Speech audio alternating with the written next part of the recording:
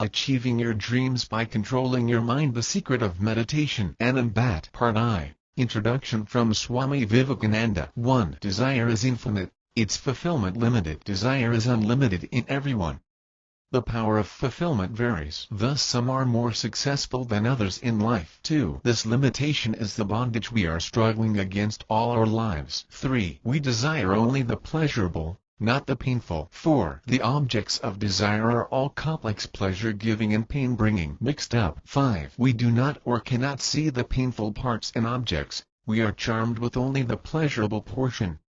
And, thus grasping the pleasurable, we unwittingly draw in the painful. 6. At times we vainly hope that in our case only the pleasurable will come, leaving the painful aside, which never happens. 7. Our desires also are constantly changing. What we would prize today we would reject tomorrow. The pleasure of the present will be the pain of the future, the loved hated, and so on. 8. We vainly hope that in the future life we shall be able to gather in only the pleasurable, to the exclusion of the painful. 9. The future is only the extension of the present. Such a thing cannot be. 10. Whosoever seeks pleasure in objects will get it, but he must take the pain with it. 11. All objective pleasure in the long run must bring pain, because of the fact of change or death. 12. Death is the goal of all objects, change is the nature of all objective things. 13. As desire increases, so increases the power of pleasure, so the power of pain. 14. The finer the organism,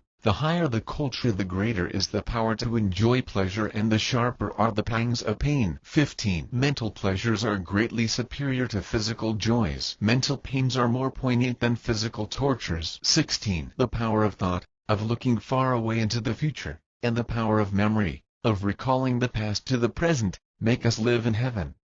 They make us live in hell also. 17. The man who can collect the largest amount of pleasurable objects around him is as a rule too unimaginative to enjoy them. The man of great imagination is thwarted by the intensity of his feeling of loss, or fear of loss, or perception of defects. 18. We are struggling hard to conquer pain, succeeding in the attempt, and yet creating new pains at the same time. 19. We achieve success, and we are overthrown by failure. We pursue pleasure and we are pursued by pain. 20. We say we do, we are made to do. We say we work, we are made to labor. We say we live, we are made to die every moment. We are in the crowd, we cannot stop, must go on. It deserves no cheering. Had it not been so, no amount of cheering would make us undertake all this pain and misery for a grain of pleasure which, alas, in most cases is only a hope. 21. Our pessimism is a dread reality. Our optimism is a faint cheering, making the best of a bad job. Part 2. Introduction by Swami Vivekananda. The law. 1. The law is never separate from the phenomena, the principle from the person. 2. The law is the method of action or poise of every single phenomenon within its scope. 3. We get our knowledge of law from the massing and welding of changes that occur. We never see law beyond these changes. The idea of law as something separate from phenomena is a mental abstraction, a convenient use of words and nothing more. Law is a part of every change within its range, a manner which resides in the things governed by the law. The power resides in the things, is a part of our idea of that thing. Its action upon something else is in a certain manner. This is our law. 4. Law is in the actual state of things. It is in how they act towards each other, and not in how they should. It might have been better if fire did not burn or water wet, but that they do, this is the law. And if it is a true law, a fire that does not burn or water that does not wet is neither fire nor water. 5. Spiritual laws, ethical laws, social laws, national laws are laws if they are parts of existing spiritual and human units, and the unfailing experience of the action of every unit said to be bound by such laws. 6. We, by turn, are made by law and make it. A generalization of what man does invariably in certain circumstances is a law with regard to man in that particular aspect. It is the invariable, universal human action that is law for man and which no individual can escape, and yet the summation of the action of each individual is the universal law. The sum total, or the universal, or the infinite is fashioning the individual, while the individual is keeping by its action the law alive. Law in this sense is another name for the universal. The universal is dependent upon the individual, the individual dependent upon the universal. It is an infinite made up of finite parts,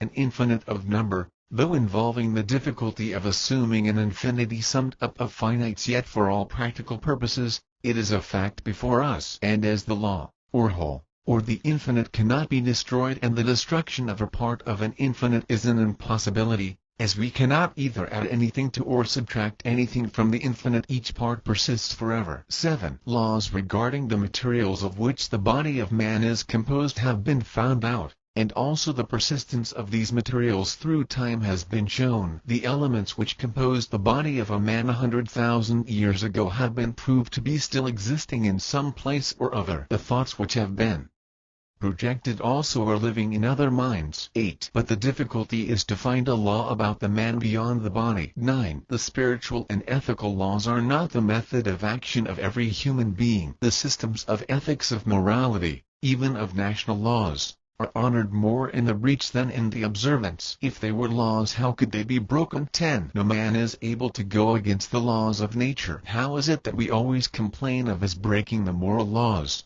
national laws? 11. The national laws at best are the embodied will of a majority of the nation, always a state of things wished for, not actually existing. 12. The ideal law may be that no man should covet the belongings of others, but the actual law is that a very large number do. 13. Thus the word law used in regard to laws of nature has a very different interpretation when applied to ethics and human actions generally. 14. Analyzing the ethical laws of the world and comparing them with the actual state of things, two laws stand out supreme. The one, that of repelling everything from us, separating ourselves from everyone, which leads to self-aggrandizement even at the cost of everyone else's happiness. The other, that of self-sacrifice, of taking no thought of ourselves, only of others. Both spring from the search for happiness. One, of finding happiness in injuring others and the ability of feeling that happiness only in our own senses. The other, of finding happiness in doing good to others, the ability of feeling happy,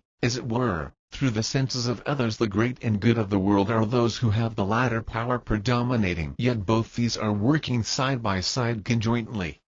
In almost everyone they are found in mixture, one or the other predominating. The thief steals, perhaps, for someone he loves. Part 3. The Goal and Methods of Realization. Introduction by Swami Vivekananda continued. The struggle never had meaning for the man who is free, but for us it has a meaning, because it is name and form that creates the world. We have a place for struggle in the Vedanta, but not for fear. All fears will vanish when you begin to assert your own nature. If you think that you are bound, bound you will remain. If you think you are free, free you will be. That sort of freedom which we can feel when we are yet in the phenomenal is a glimpse of the real but not yet the real. I disagree with the idea that freedom is obedience to the laws of nature. I do not understand what it means. According to the history of human progress, it is disobedience to nature that has constituted that progress. It may be said that the conquest of lower laws was through the higher, but even there, the conquering mind was only trying to be free.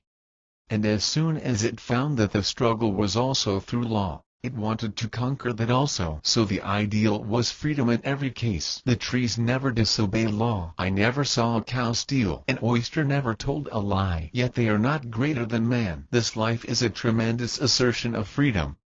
And this obedience to law, carried far enough, would make us simply matter either in society, or in politics, or in religion. It is nonsense to say that law is infinite, that throughout all time stones will fall. If all reason be based upon experience, who is there to see if stones fell 5 millions of years ago? So law is not constitutional in man. It is a scientific assertion as to man that where we begin, there we end. As a matter of fact, we get gradually outside of law, until we get out altogether, but with the added experience of a whole life. Man has freedom already, but he will have to discover it. He has it, but every moment forgets it. That discovering, consciously or unconsciously, is the whole life of everyone. But the difference between the sage and the ignorant man is that one does it consciously and the other unconsciously. Everyone is struggling for freedom from the atom to the star. The ignorant man is satisfied if he can get freedom within a certain limit, if he can get rid of the bondage of hunger or of being thirsty. But that sage feels that there is a stronger bondage which has to be thrown off. According to our philosophers, freedom is the goal. Knowledge cannot be the goal,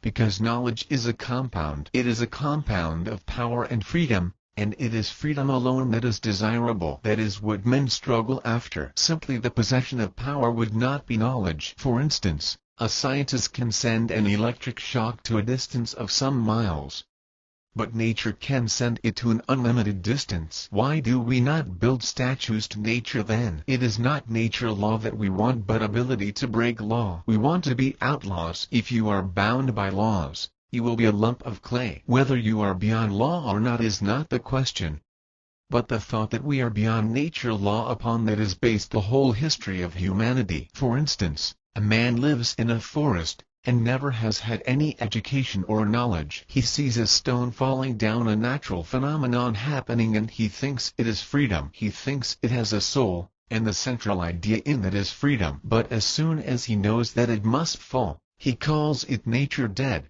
mechanical action. I may or may not go into the street, and that is my glory as a man. If I am sure that I must go there, I give myself up and become a machine. Nature with its infinite power is only a machine.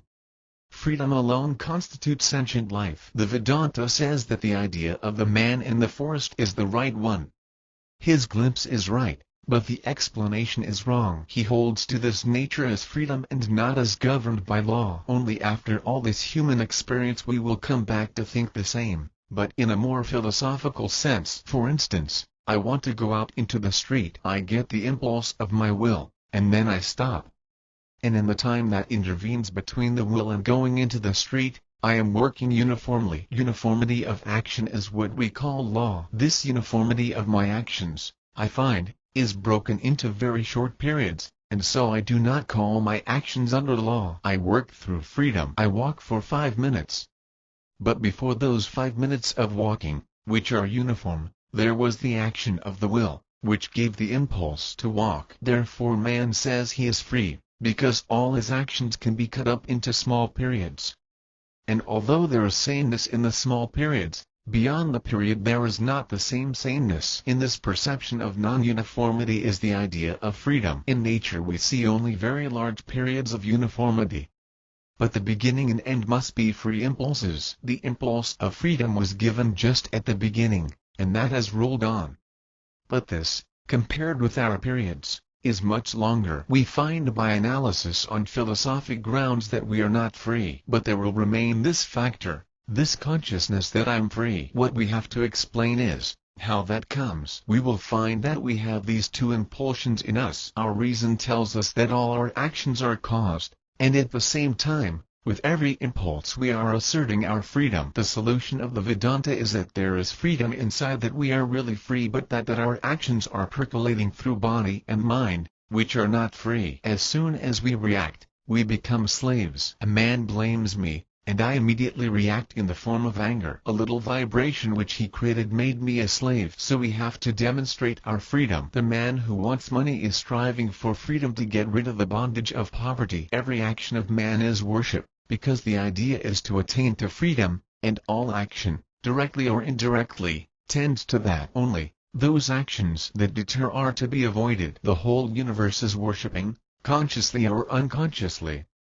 Only it does not know that even while it is cursing, it is in another form worshipping the same God it is cursing, because those who are cursing are also struggling for freedom. They never think that in reacting from a thing they are making themselves slaves to it. It is hard to kick against the pricks. If we could get rid of the belief in our limitations, it would be possible for us to do everything just now. It is only a question of time. If that is so, add power, and so diminish time. Remember the case of the professor who learned the secret of the development of marble and who made marble in 12 years, while it took nature centuries. Part 4, Concentration and Breathing. Introduction by Swami Vivekananda continued. The main difference between men and the animals is the difference in their power of concentration. All success in any line of work is the result of this. Everybody knows something about concentration. We see its results every day. High achievements in art, music, etc., are the results of concentration. An animal has very little power of concentration. Those who have trained animals find much difficulty in the fact that the animal is constantly forgetting what is told him. He cannot concentrate his mind long upon anything at a time. Herein is the difference between man and the animals. Man has the greater power of concentration. The difference in their power of concentration also constitutes the difference between man and man. Compare the lowest with the highest man. The difference is in the degree of concentration. This is the only difference. Everybody's mind becomes concentrated at times. We all concentrate upon those things we love, and we love those things upon which we concentrate our minds. What mother is there that does not love the face of her Himalayas child? That face is to her the most beautiful in the world. She loves it because she concentrates her mind on it. And if everyone could concentrate his mind on that same face, everyone would love it. It would be to all the most beautiful face. We all concentrate our minds upon those things we love. When we hear beautiful music, our minds become fastened upon it, and we cannot take them away. Those who concentrate their minds upon what you call classical music do not like common music, and vice versa. Music in which the notes follow each other in rapid succession holds the mind readily. A child loves lively music, because the rapidity of the notes gives the mind no chance to wander. A man who likes common music dislikes classical music, because it is more complicated and requires a greater degree of concentration to follow it. The great trouble with such concentrations is that we do not control the mind. It controls us. Something outside of ourselves, as it were, draws the mind into it and holds it as long as it chooses. We hear melodious tones or see a beautiful painting, and the mind is held fast. We cannot take it away. If I speak to you well upon a subject you like, your mind becomes concentrated upon what I am saying. I draw your mind away from yourself and hold it upon the subject in spite of yourself. Thus our attention is held, our minds are concentrated upon various things, in spite of ourselves. We cannot help it. Now the question is, can this concentration be developed, and can we become masters of it? The yogis say, yes. The yogis say that we can get perfect control of the mind. On the ethical side there is danger in the development of the power of concentration, the danger of concentrating the mind upon an object and then being unable to detach it at will. This state causes great suffering. Almost all our suffering is caused by our not having the power of detachment. So along with the development of concentration we must develop the power of detachment. We must learn not only to attach the mind to one thing exclusively, but also to detach it at a moment's notice and place it upon something else. These two should be developed together to make it safe. This is a systematic development of the mind. To me the very essence of education is concentration of mind, not the collecting of facts. If I had to do my education over again, and had any voice in the matter, I would not study facts at all. I would develop the power of concentration and detachment, and then with a perfect instrument I could collect facts at will. Side by side, in the child, should be developed the power of concentration and detachment. My development has been one-sided all along. I developed concentration without the power of detaching my mind at will, and the most intense suffering of my life has been due to this. Now I have the power of detachment, but I had to learn it in later life. We should put our minds on things. They should not draw our minds to them. We are usually forced to concentrate. Our minds are forced to become fixed upon different things by an attraction in them which we cannot resist. To control the mind, to place it just where we want it, requires special training. It cannot be done in any other way. In the study of religion the control of the mind is absolutely necessary. We have to turn the mind back upon itself in this study. In training the mind the first step is to begin with the breathing. Regular breathing puts the body in a harmonious condition, and it is then easier to reach the mind. In practicing breathing, the first thing to consider is asana or posture. Any posture in which a person can sit easily is his proper position. The spine should be kept free, and the weight of the body should be supported by the ribs. Do not try by contrivances to control the mind.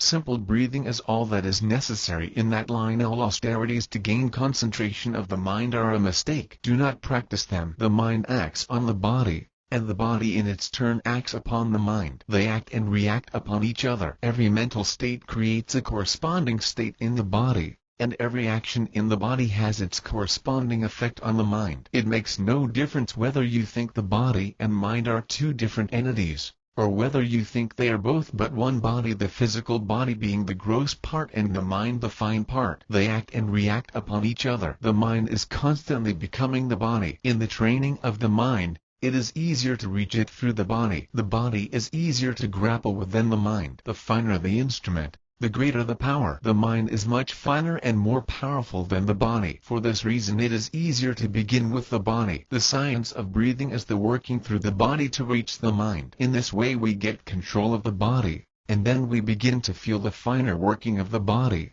the finer and more interior, and so on till we reach the mind. As we feel the finer workings of the body, they come under our control. After a while you will be able to feel the operation of the mind on the body. You will also feel the working of one half of the mind upon the other half, and also feel the mind recruiting the nerve centers.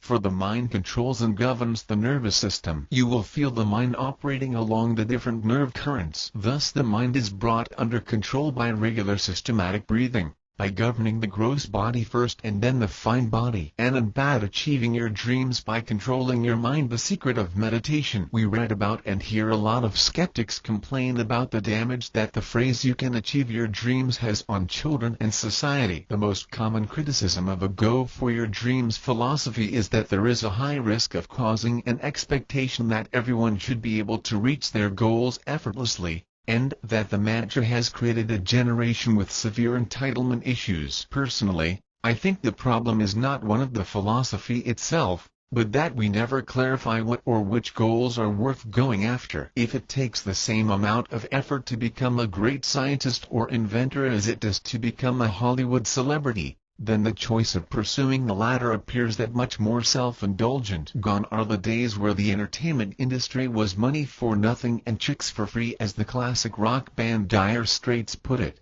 An ultra-competitive sector with poor job security and verbally abusive environments. Obviously there are still several perks to the rock star life, but I often question my motives for staying in an industry where you work doctor-like hours but aren't exactly saving lives or curing any diseases. In other words, the sad state we see of a generation that feels it is important to achieve their bliss just might be that their dreams are focused on idle celebrity and personal self-indulgence. That does not mean that dreams cannot be pursued. All of us frequently fall for the notion that the ultimate American dream is to be rich and famous. At least here in the United States that is how we are raised. But what about the real dreams, the truly substantial ones? Why do so many of us focus on fame and fortune instead of trying to solve social problems? Figure out time travel, teleportation, invent the next Google, create solutions to hunger, ad infinitum. Historically, dreams didn't used to be confined to personal career goals. They were sometimes about overcoming allegedly insurmountable obstacles to achieve social change, or improving upon a way of life, being the first to irrigate a desert or creating the Erie Canal. I thought about this quite a bit one day when I was in a doctor's office during an examination. My physician, being the sweet fan that she is, was telling me how it was her dream to walk the red carpet. Yes, she used that word, her dream. I know it a bit rude to think, but my immediate thoughts were, and that's setting the bar a little low. You may be saving lives every day as a doctor, but yet you dream of simply walking the red carpet. We really should trade jobs for a month. Of course I didn't say any of that. I politely smiled and asked her out. She very cute and bought my last album. Dinner was the least I could do. Anyway, I think part of the reason I get involved with charities is to compensate for the guilt I have of choosing a totally self-indulgent career path. Career choices are all fun and games when you a teenager, but eventually you grow up and question what you done for society at large. The fact that a girl, who despite actually making a tangible difference every day, dreams about doing something comparatively impactless as walking a red carpet makes me stop and think. She a doctor. She clearly knows how to set goals and achieve them. Medical school is no easy street and she got through it. But here she is relaying to me her disappointment in her life because my career path involves the Grammy Awards, and she says she feels that hers is somehow less glamorous. It's not that dreams can be achieved, as the cynical naysayers proclaim. It just might be that we are collectively celebrating the wrong achievements. When I was a teenager, I was in the middle of the grunge rocker metalhead generation of proud slackers. We didn't want to work for a living. It made becoming a musician the right choice. It was a party lifestyle back then. But the modern day entertainment industry is more work than my grad school in neuroscience was. Considering the epidemic of fame junkies,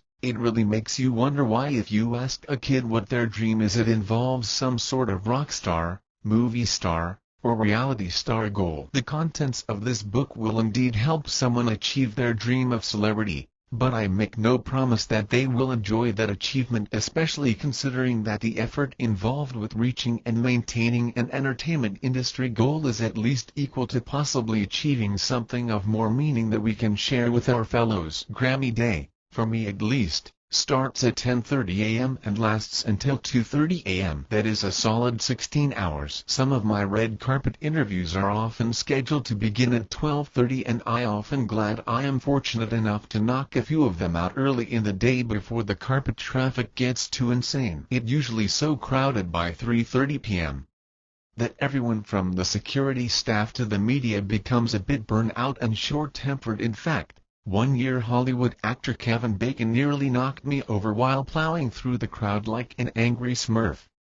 Now that 6 degrees. Over the years, what I have found most interesting is that there is more security surrounding the red carpet than there is surrounding the entrance to the White House. Red carpet security employs everything from fake carpets to organized lies and fake directions from event staff to keep fans from getting a glimpse of the action. I think sometimes as entertainers we forget that we are just that, entertainers. It is not like we are influencing world leaders.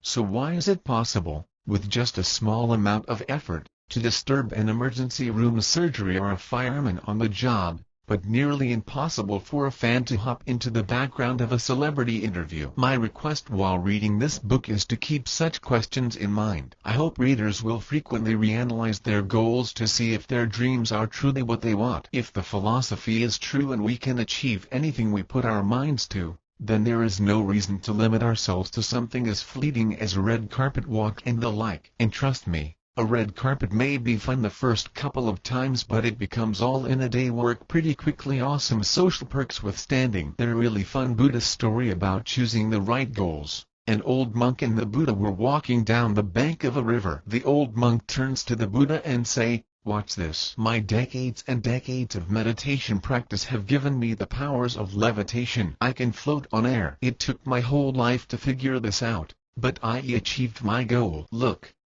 The old monk then sat down cross-legged and began chanting and breathing. Eventually he rose up into the air and floated across the river to the other side. He shouted out to the Buddha from the opposite bank of the river, "See, and that amazing? I did it." And the Buddha response was, "That nice, but why did you spend your whole life learning to float? You could have taken a boat across the river in less than 5 minutes." With all of the above said, I truly believe that once you put the human mind to the obsessive task of achieving a goal, it can be achieved. It takes work, effort, persistence, and everything else that motivational speakers and writers have been telling us for generations. The first task that needs to be addressed is to decide on a worthy goal worth going after. Goals. The heights by great men reached and kept were not attained by sudden flight, but they, while their companions slept, were toiling upward in the night. James Allen. Wikipedia articles do a great job of defining, explaining and categorizing various types of goals. To sum them up in a meaningful compilation, a goal is a desired result that an animal or a system envisions, plans and commits to achieve a personal or organizational desired endpoint in some sort of assumed development. Many people endeavor to reach goals within a finite time by setting deadlines. It is roughly similar to purpose or aim,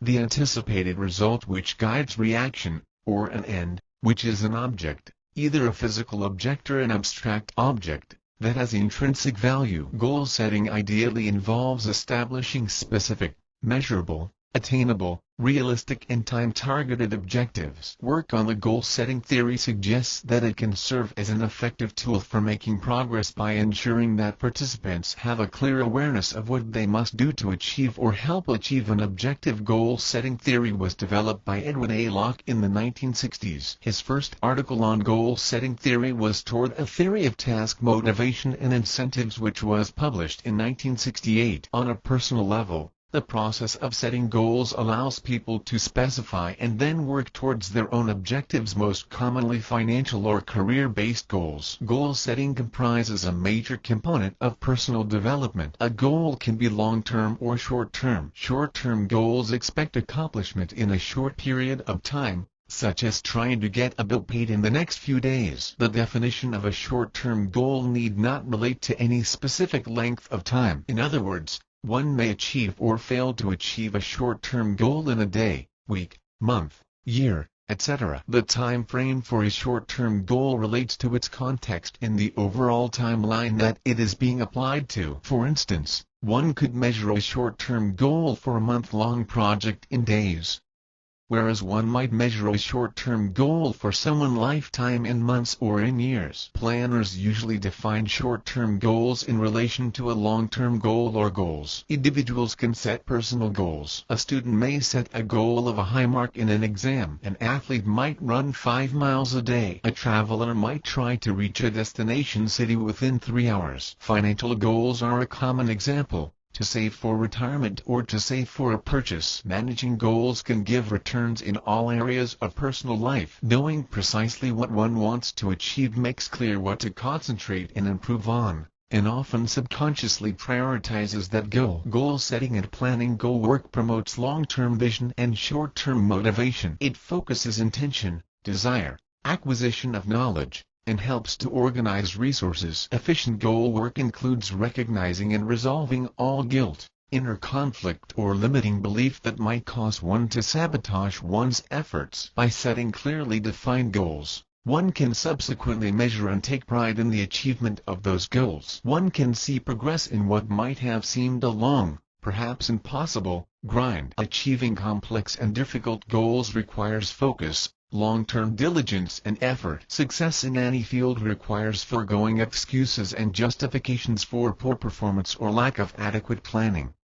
In short, success requires emotional maturity. The measure of belief that people have in their ability to achieve a personal goal also affects that achievement. Long-term achievements rely on short-term achievements. Emotional control over the small moments of the single day makes a big difference in the long term. There has been a lot of research conducted looking at the link between achieving desired goals, changes to self-efficacy and integrity, and ultimately changes to subjective well-being. Goal efficacy refers to how likely an individual is to succeed in achieving their goal. Goal integrity refers to how consistent one's goals are with core aspects of the self. Research has shown that a focus on goal efficacy is associated with well-being factor happiness. Subjective well-being and goal integrity is associated with the well-being factor. Multiple studies have shown the link between achieving long-term goals and changes in subjective well-being, with most research showing that achieving goals that hold personal meaning to an individual increases feelings of subjective well-being. Some people like to make a plan. SWOT analysis, alternately SWOT matrix, is a structured planning method used to evaluate the strengths,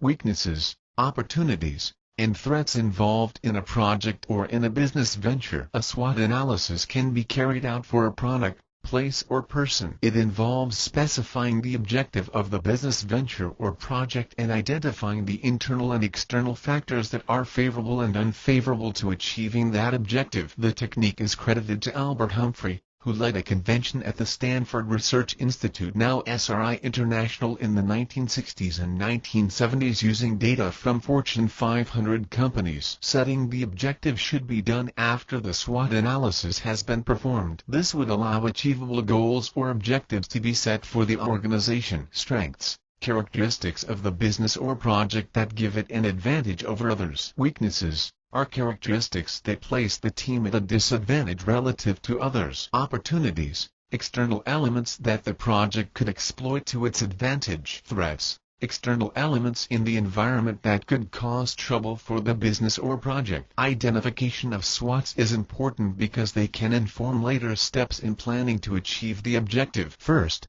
the decision maker should consider whether the objective is attainable, given the SWOTs. If the objective is not attainable, a different objective must be selected and the process repeated. Users of SWOT analysis need to ask and answer questions that generate meaningful information for each category: strengths, weaknesses, opportunities, and threats to make the analysis useful and find their competitive advantage.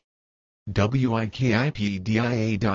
Now, many books and talks about goal setting and achieving dreams involve writing down concrete plans using SWOT or any other method. While I don't think this is a completely bad idea, I also don't think it is necessary. Real life does not go according to plan. If you have a tendency to forget what your goals and dreams themselves are, then by all means write one of these plans and refer to it often. However, instead of trying to stick to a rigid plan, dream achieving involves much more rolling with the punches and dynamic decision-making. It is more about trying to shape reality in the present moment as it unfolds, much like trying to win a game of whack-a-mole. The history of shaping reality. In ancient India, yoga students were taught to question all of reality and that they are not who they think they are. Through a series of philosophical proofs, they could train themselves to view their notions of individual identities as being misleading. Mastery is not quite seeing reality as an illusion as it is often put,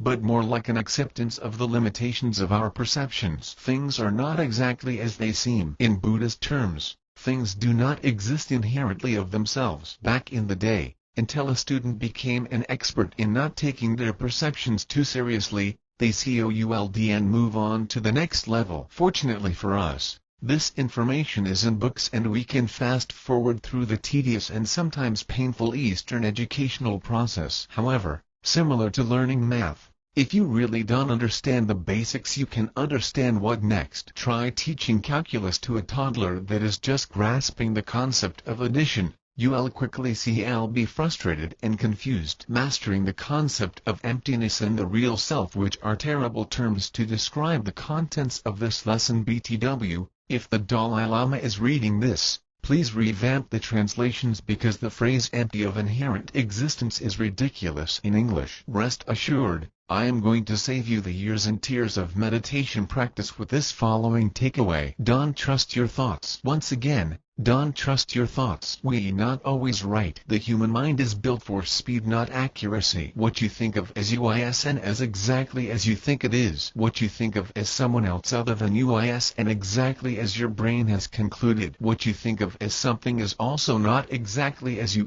concluded it is. Thich Nhat Hanh in his book Anger, Wisdom for Cooling the Flames says, we have to be very careful with our perceptions, otherwise we will suffer. It is very helpful to write on a piece of paper, "Are you sure?" and hang it up in your room. In medical clinics and hospitals, they are beginning to hang up these kinds of signs, even if you are sure, check again. It is a caution that if a disease is not detected early, then it will be very difficult to heal. The medical doctors are not thinking in terms of mental formations. They are thinking in terms of a hidden disease. But we can also make use of this slogan, even if you are sure, check again.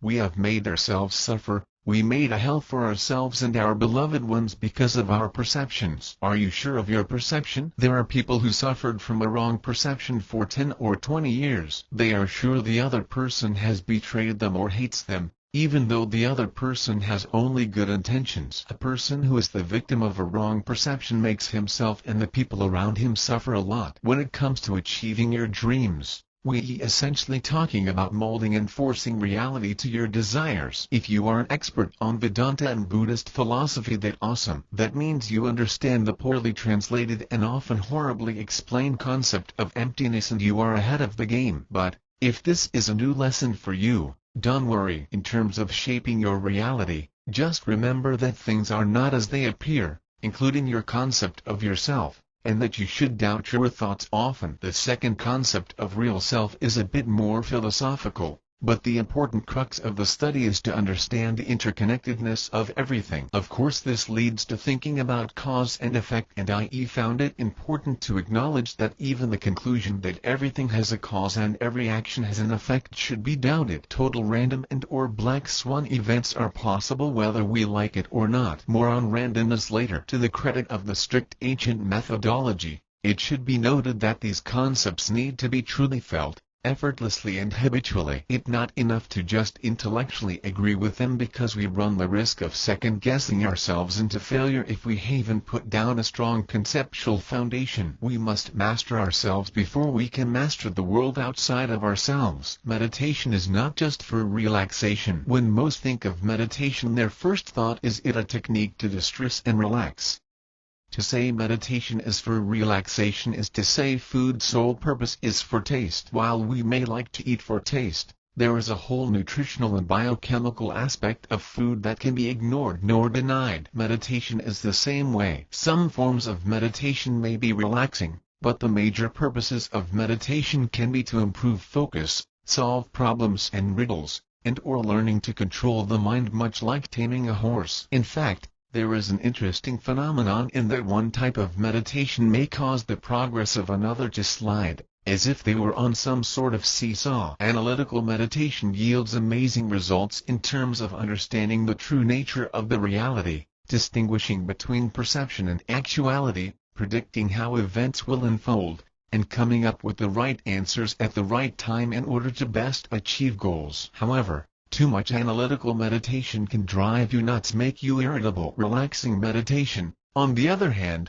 can improve on the irritability and provide great results in terms of controlling stress and mental health, but too much of it can make a person complacent. A balance usually has to be struck between the two. What type of meditation do I practice? It depends on where my head is at the time. Some of the exercises in this book may have elements of both for balance and mental preparation's sake. Since we are talking about achieving dreams, analytical meditation is what we mostly want. However, it's important to keep in mind that calming meditation may be required intermittently and often to keep sane while we push the boulders of success up the mountains of our dreams. Exercises: no candles, no music, just do it. No need for a quiet room, even no need to close your eyes. This is and your grandfather meditation. We got goals to achieve. Sit comfortably on the couch or your favorite chair. Take a deep breath through your nose, mouth closed, and hold it in for as long as you can. Then exhale as slowly as you can for as long as you can. Then,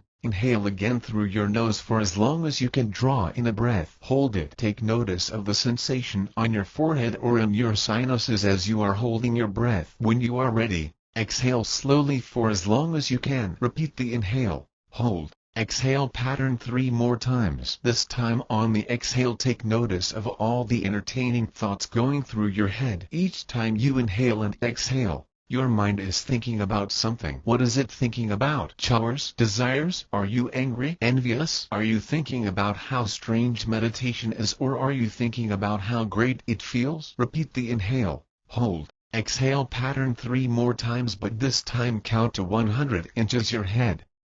1, 2, 3, 4, etc. All the way up to 100 as you are controlling your breath. Repeat the inhale, hold, exhale pattern another 3 times, but this time close your eyes. What colors do you see? Any shapes? Now the challenge. While breathing in meditation, every time your mind wanders and starts thinking about random things, start counting to 100 again. Visualize the numbers themselves. If you wander in thought, bring yourself back to the numbers. When you get good at this, you can count from 1 to 100. And then backwards from 100 back to 1 with little to no wandering. I sure you asking, what does this exercise have to do with achieving dreams?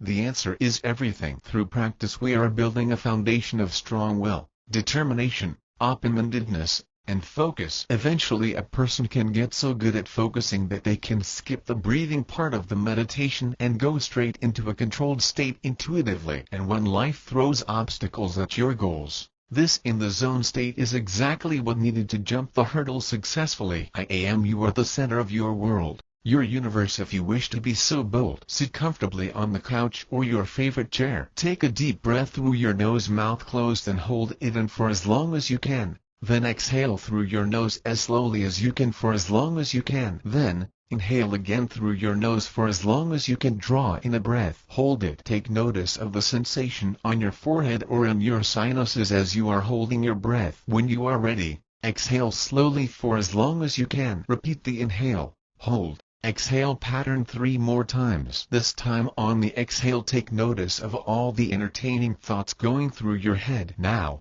instead of counting to 100, concentrate on yourself. Think on how your entire world depends on the what and how you think about it. Think about how there are 2 phases in which your world comes into existence: sensation and perception. When I was a student, I got to work under Dr. Michael Levine at the University of Illinois at Chicago. His research was the basis for a neuroscience textbook called Sensation and Perception. When it comes to what we think we know about reality, sensation is what happens first. Take the eyes for example. Light in the form of photons bombards the various cells of the retina. The cells, when activated, give off an electrical charge which can trigger other cells to spike an electrical charge. Your eyes have sensed that you are seeing something, but technically you are not seeing anything yet. The patterns of electrical stimulation have to be processed in the phase called perception. It is not until your brain tries to make sense of the photon bombardment do you actually see something. What we see is what our brains conclude we are seeing based on a fast,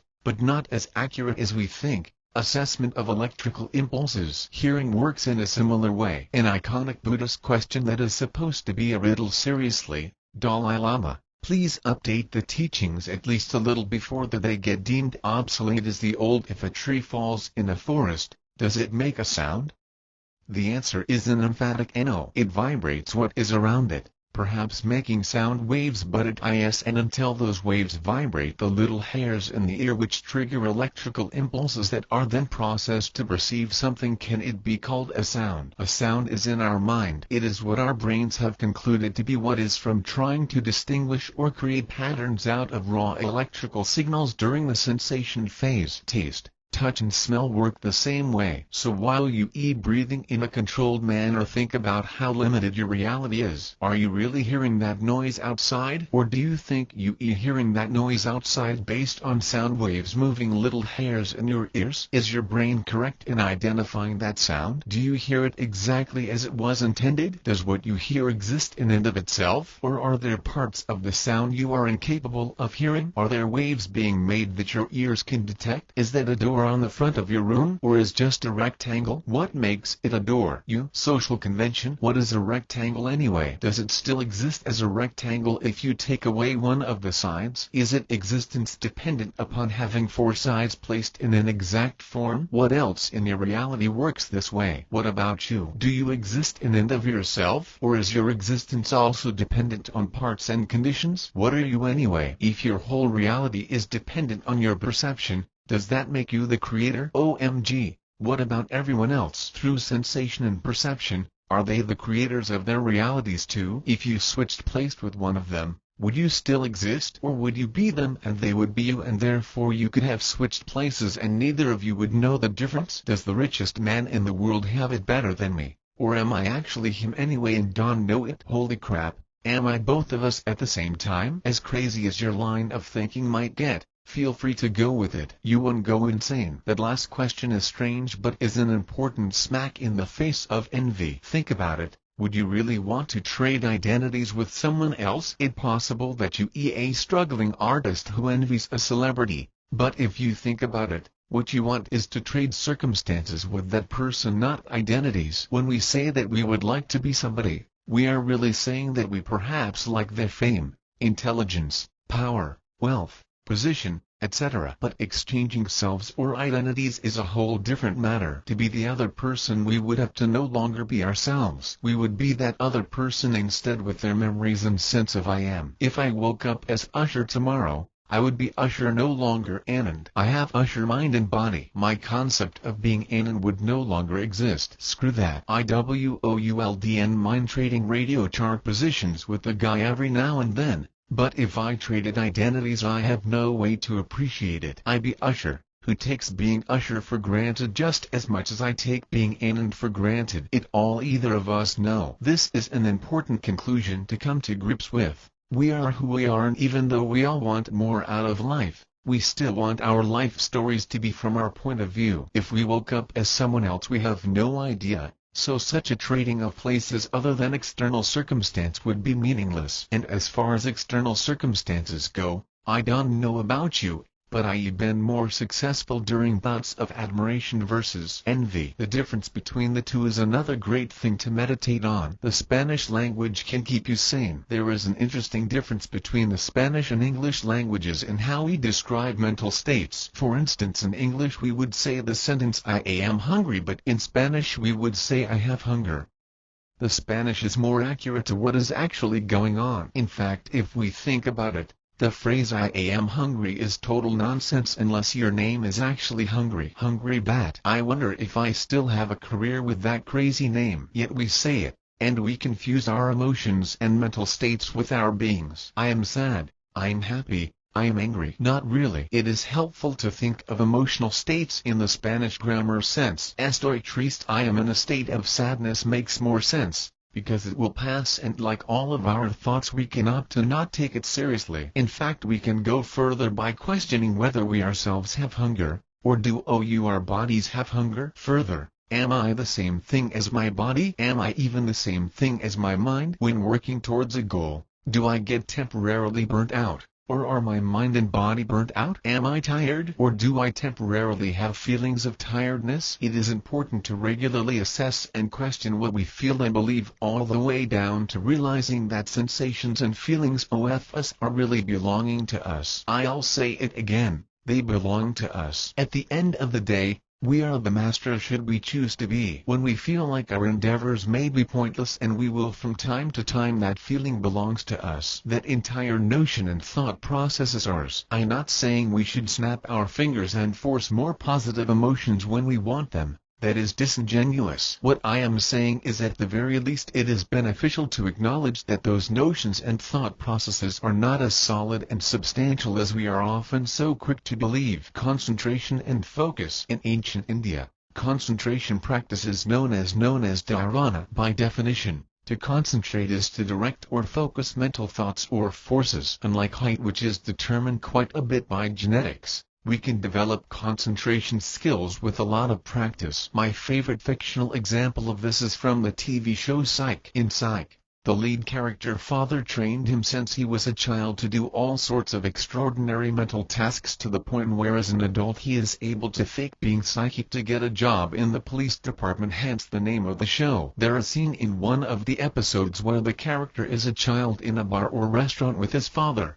and his father makes him quickly shut his eyes and tell him how many hats are in the room. The game that the two play trains the boy to be constantly aware of even the most seemingly trivial details in a room and or his field of vision. There is a similar yoga exercise I was taught where you look at a flower or a plant and quickly shut your eyes and try to recall every detail you can, from the colors to the number of petals and leaves and more. I should have played that game more. I love to be that observant as an adult. In this day where everyone seems to have ADHD, it would be like having superpowers. Another yogic exercise is to try to focus your attention on an object, any object, and keep your attention there without letting it wander for as long as possible while studying and learning every aspect of the object you can. To me, this game is even harder than the superpower memory observation one. Although both skills can be mastered with practice, the key is to be able to utilize them voluntarily. There is a fine line between focus and obsession. Obsession is dangerous and destructive. Another risk is absent-mindedness, or getting stuck in a daydream when you have more important things to do. So the trick is for us to develop the skill of concentration in such a way that we can turn it on and off like a switch without getting distracted by thoughts that are too abstract. It's easier said than done, but with practice we won't be able to avoid being buried in a subject to the point where we get totally absorbed. Instead, the skill is to be aware of ourselves as the observer at all times while concentrating. Exercises. Level 1. Find some furniture made of wood. Look at it and concentrate on it. Think about the furniture without thinking about anything else whatsoever. If you catch your mind wandering, I should say when, because it will. That what minds do, so don't beat yourself up over it. Bring your attention back to the furniture object, be it a wooden chair or table, etc. Think about its size, color, shape, kind of wood. Think about its uses and purposes, its materials, guess how it was manufactured. Think about as many things about the furniture as possible, allowing your mind to pursue any line of thought. Where did the wood come from? How many people cut down the tree? Who used it before? As long as the thoughts have something to do with the object in some way, they are fair game to consider. Level 2. Think about a part of the body and follow the same analysis as you did with the furniture. You can do this with anything. The point is to train your mind to do your bidding instead of the other way around. It's easier to do these exercises with something you find interesting, but don't let that limit you. You won't find everything you need to concentrate on interesting when it comes to pursuing goals and achieving dreams, so it's probably good to practice concentrating on boring things as well. Level 3. Now, think about something more abstract, like a map of a social network, or what would happen during a zombie apocalypse, or the possibility of time travel and teleportation. I seriously hoping one of us figures out time travel and teleportation soon, so get to it. These exercises aren't just about controlling your mind to obey your commands, it's also about being in control over when your mind does what we tell it to. I met some people who lost a lot of weight reading the book Rockstar Recipes, but before they dove into the program they had serious doubt about their willpower. One of the key secrets to some of those that have successfully lost weight with the book is they practiced a portion about morning meditation while drinking fun-tasting tea. Like with the exercises above, through meditation they realized that willpower has always been there and has always been a part of their mental makeup. They were strong enough to get healthy all along. They only had to cultivate and practice being in charge of their minds. If you stop and take a look at the difference between those who are successful in their endeavors versus those who are stuck in envy and complaints about their lot, you will find that the former seem to have more determination and will. Determination and will are the result of the confidence derived from knowing that you are in the driver's seat of your mind, and ultimately your life. It is very possible that one of the biggest hurdles to success that people face is the inability to focus their attention. In other words, people find it hard to concentrate and therefore never give themselves a chance to exert their will. The power of attention. Once again, a Latin language helps us along. If we analyze the word attention, we see that it comes from the Latin stem attender, which can be translated to mean to stretch towards. Add to plus tender stretch. Now there's something to meditate on. We are mentally stretching towards what we focus on. Attention is reaching the mind out to something. Attention is a very uncommon skill, especially in this day and age where almost everyone you ask will tell you they have some sort of attention deficit disorder. It is easy to focus attention on something we find interesting, but to be able to give attention to everything else requires a great degree of willpower, which again, can be developed. They're an interesting phenomenon though with regards to focusing on something uninteresting. It eventually becomes interesting. My father taught me this lesson with a pep talk I needed while I was in school. The course was about programming algorithms in a cumbersome and old-fashioned language, C. It was math-intensive, which was only slightly interesting, but the textbook delivery and explanation in the C language itself were outrageously boring to me. I was initially failing that class and really having a hard time until my father revealed something I didn't know. If you spend enough time learning something, anything, it eventually becomes of interest to you.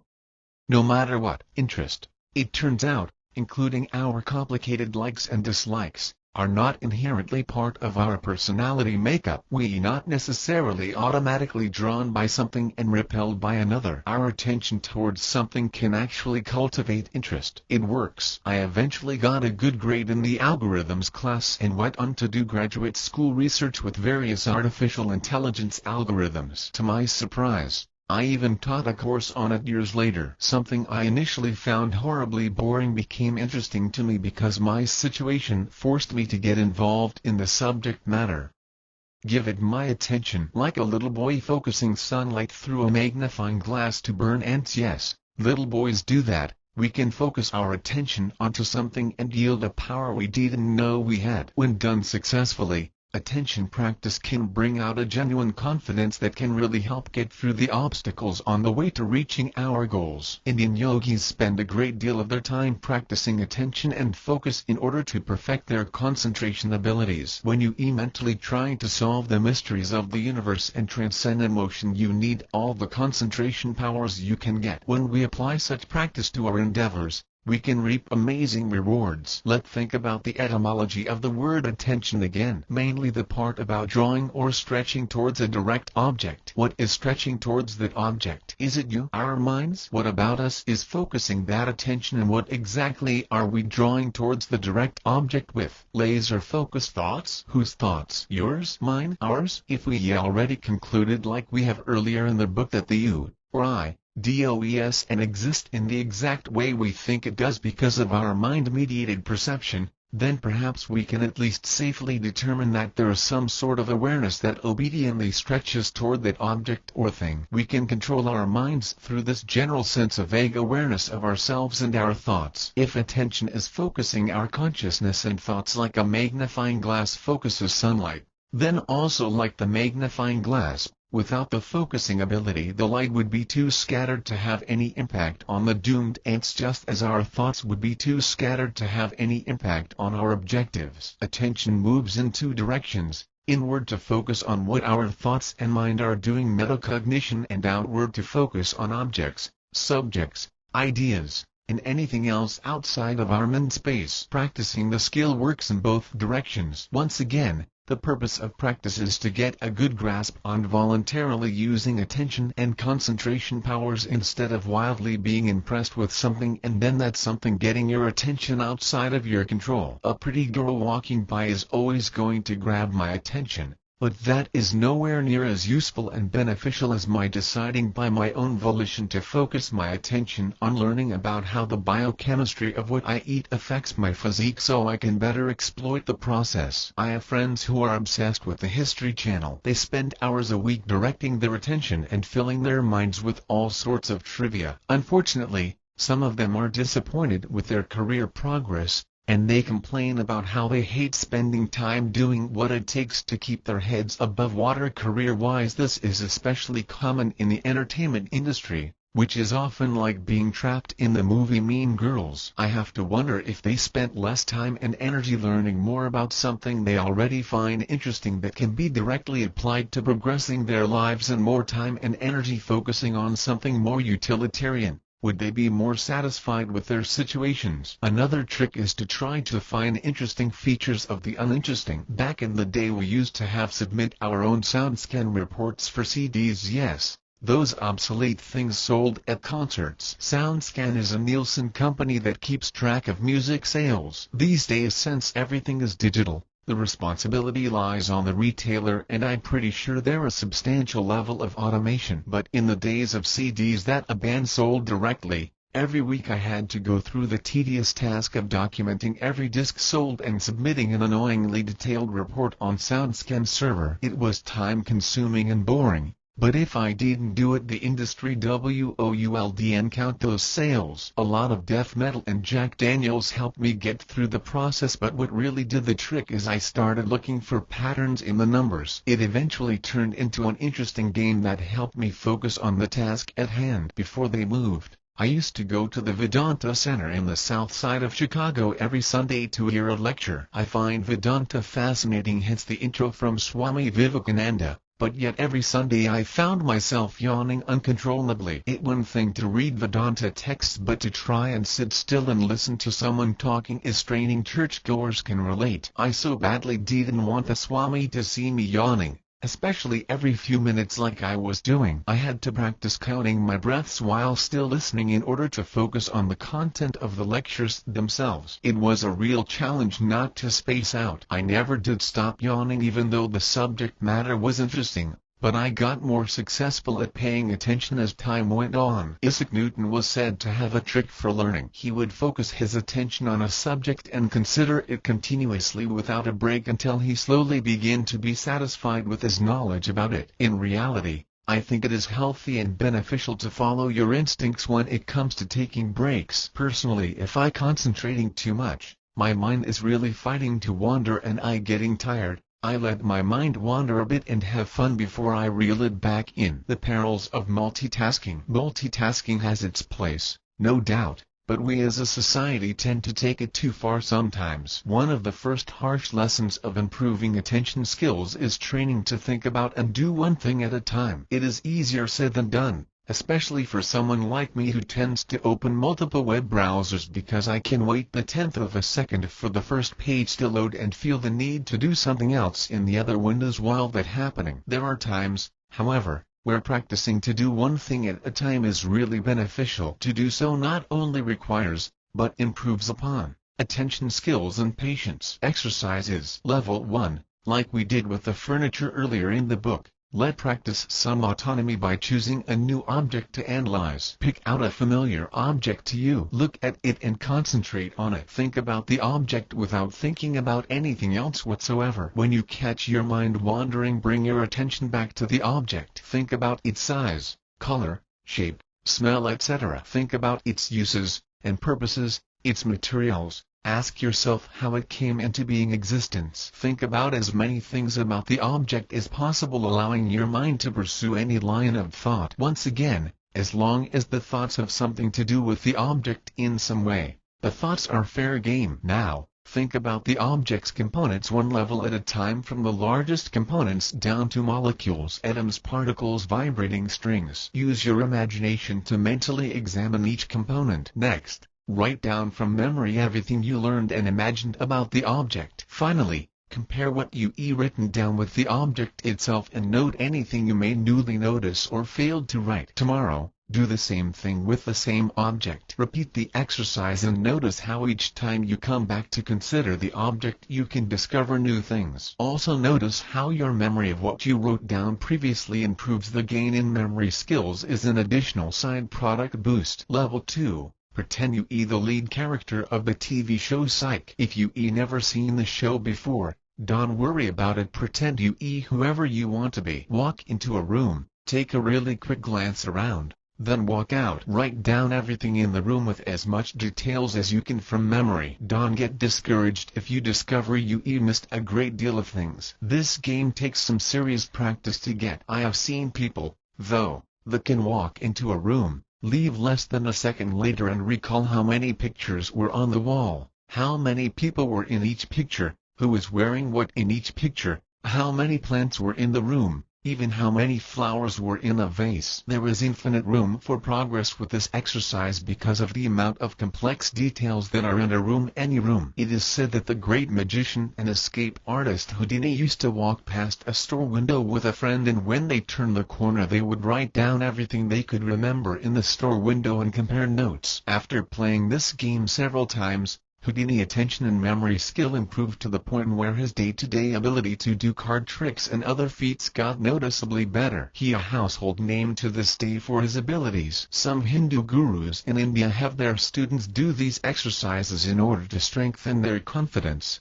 and ultimately their willpower. As we know, with strong willpower we can accomplish amazing feats. Present perception and market analysis. Effectively reaching goals involves frequent analysis of what is actually going on around you versus what you think is happening or what you predict is logical. We can predict anything with total certainty. Oftentimes we need to analyze what is going on and how to react on a moment-by-moment basis, all the while remembering that what we think is going on may not actually be the reality. I was once a partner in a teen night club.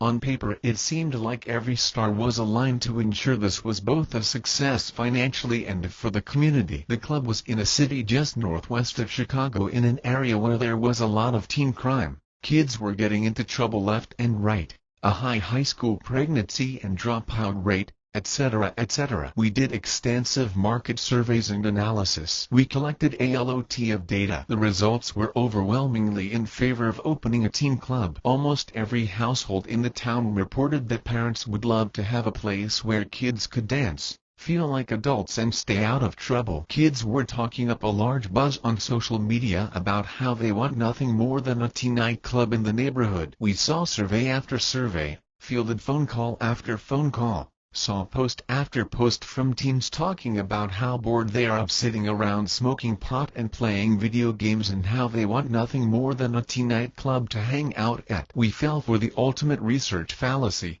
Just because something works on paper does not mean it will work in real life. We opened the club and kids still chose to sit at home, smoke pot and play video games. Of course they did. So much time and money lost. Real life does and work like it does on paper. Further, the human mind has a tendency to mistake noise for information and overvalue its impact and validity. Instead of looking at the data and the numbers trying to predict the future and get a concrete map of the present state of teen demand, we should have spent more time using common sense. Just because a kid says she really wants something like "get me a puppy, I promise to walk," it does not always mean they actually know what they want or what they are getting into. This goes for all consumers. Getting high and chaining yourself to an Xbox or PlayStation is too easy. It was easier to do that and complain about it than it was for the teens to actually show up at the club that we built per their request. If we remember that our perception is and necessarily reality, we would have taken the necessary precautions to approach the venture more carefully and in stages. Well, maybe we would have.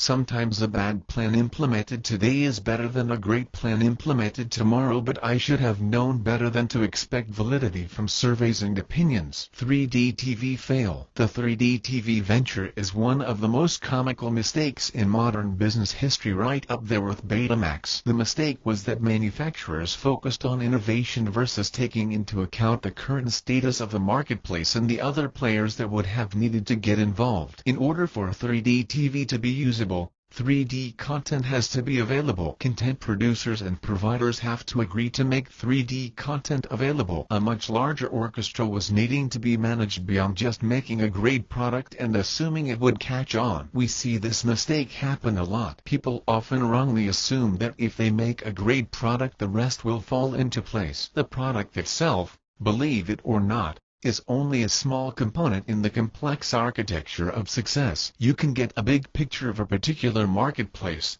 its players, the relationships between its players, its topography, etc. without sitting still and thinking about it, that is, meditating and concentrating on it in as much detail as possible. And of course, also acknowledging that what you figured out is quite possibly wrong. Analysis plus humility is essential to the decision-making process involved in reaching out towards a goal. Analysis trick. Don't try to perceive the whole thing at once. It would be overwhelming if I sat down and said I'm going to learn everything there is to know about math right now. I first got to figure out adding, subtracting, multiplying, dividing, then algebra, trig, calculus, differential equations, abstract concepts, topology, etc. etc. Even then I might be able to understand a fraction, no pun intended, of the math research that my frequent bass player James is working on for his second PhD. It seems to be more efficient to consider something in its various parts and details, and then mentally assemble those components. There's a story about an ancient Indian teacher that gave a dead fish to his student. The instructor plan was to leave the student alone with the fish, and he said he would return when the student was ready. The student was asked to observe the fish carefully, and be ready to report upon what he had noticed about the fish. The student was then left alone with the fish. There was nothing especially interesting about that fish. It was like many other fishes that he had seen before. He noticed that it had fins and scales, and a mouth and eyes, yes, and a tail. In a half hour he felt certain that he had observed all about that fish that there was to be perceived. But the teacher remained away. The time rolled on, and the youth, having nothing else to do, began to grow restless and weary. He started out to hunt up the teacher, but he failed to find him, and so had to return and gaze again at that wearisome fish. Several hours had passed, and he knew but little more about the fish than he did in the first place. He went out to lunch, and when he returned it was still a case of watching the fish. He felt disgusted and discouraged, and wished he had never come to the teacher, whom, it seemed, was a stupid old man after all, one away behind the times. Then, in order to kill time, he began to count the scales. When completed, he counted the spines of the fins. Then he began to draw a picture of the fish. In drawing the picture he noticed that the fish had no eyelids. Shortly after the teacher returned, and after ascertaining what the youth had observed, he left rather disappointed.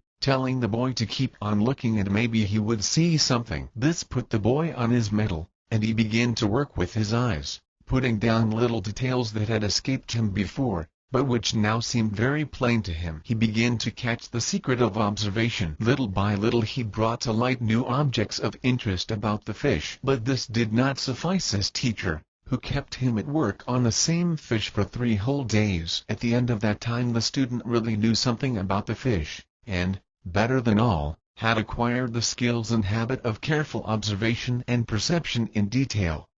The student applied this information-gathering technique to his future endeavors and went on to become a huge success in almost everything he set out to accomplish. Not only can we develop the existing senses by extensive practice and use, but by exercising our mental skills we can help expand their scope. This will help us a great deal when it comes to dealing with the new unexpected challenges that will spring up as we are achieving our dreams. To quote the wise James Allen, to grow in self-control, in patience, in equanimity, is to grow in strength and power.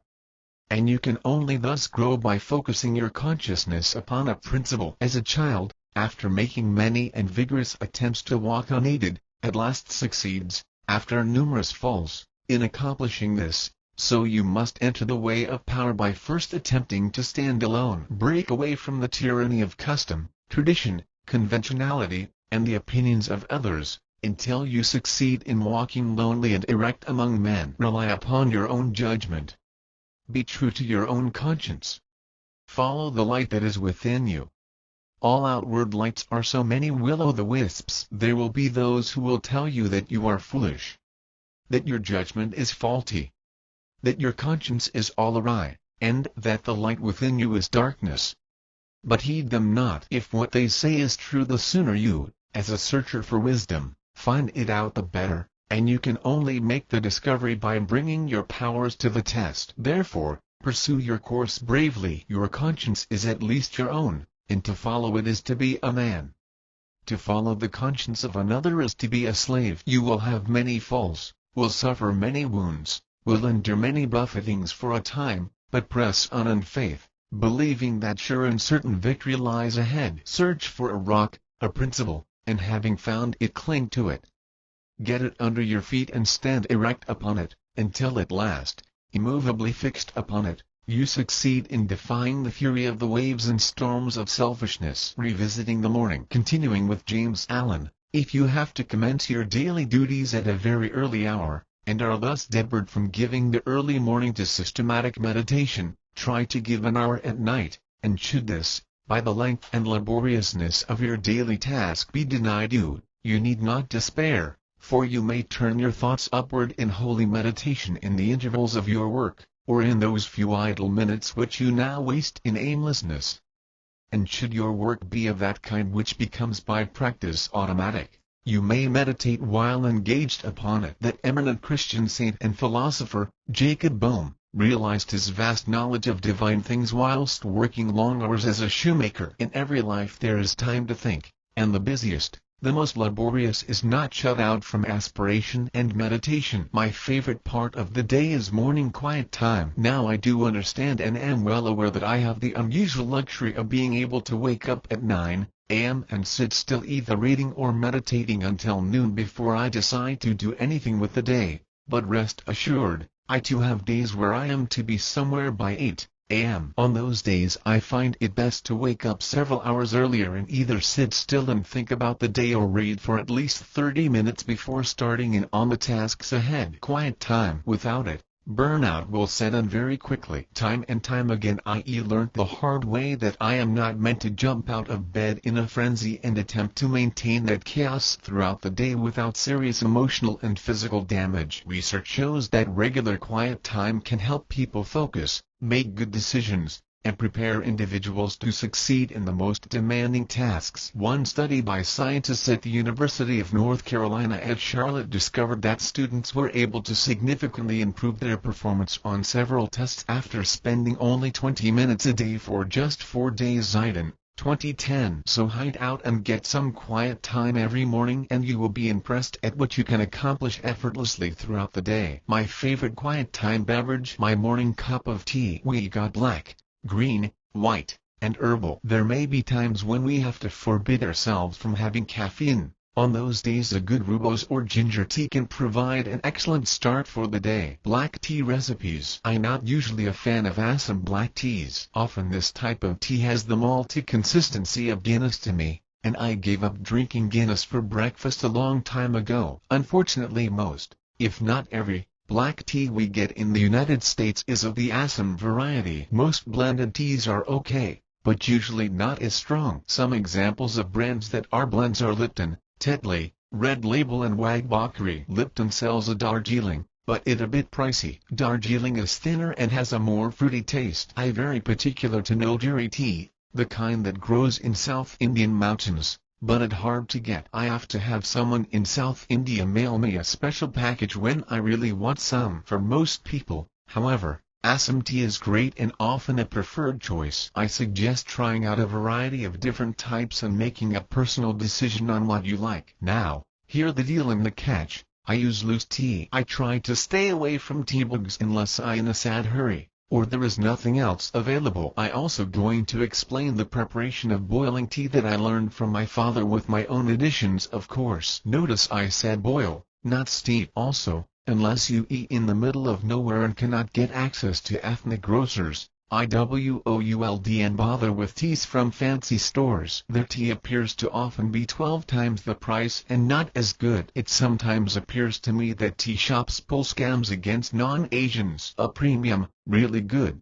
tea should cost less per pound than coffee. That right. So feel free to march into your nearest Indian store and grab or ask them for some Wagbakri brand tea. If they don't have that, try a large box of Red Label. BTW, a little non sequitur, avoid saying the phrase chai tea in front of anyone Indian. Chai means tea. Chai tea is redundant, and it doesn't make any sense whatsoever to ask for some tea. These recipes can also be found in the book, Rockstar Recipes. Plain, how my dad drinks it. Traditionally we should be making tea by boiling a pot of water, and measuring out the tea, adding milk, and some more time-consuming instructions ad nauseam. If you have time to do all of that, then you probably shouldn't be complaining about giving yourself a significant chunk of quiet time every morning. In this day and age, it's best not to be afraid of our microwaves. When microwaving, we want to make sure our tea is boiling. The trick to really good black tea when done traditionally is to bring the ingredients including the tea and other liquids to a boil,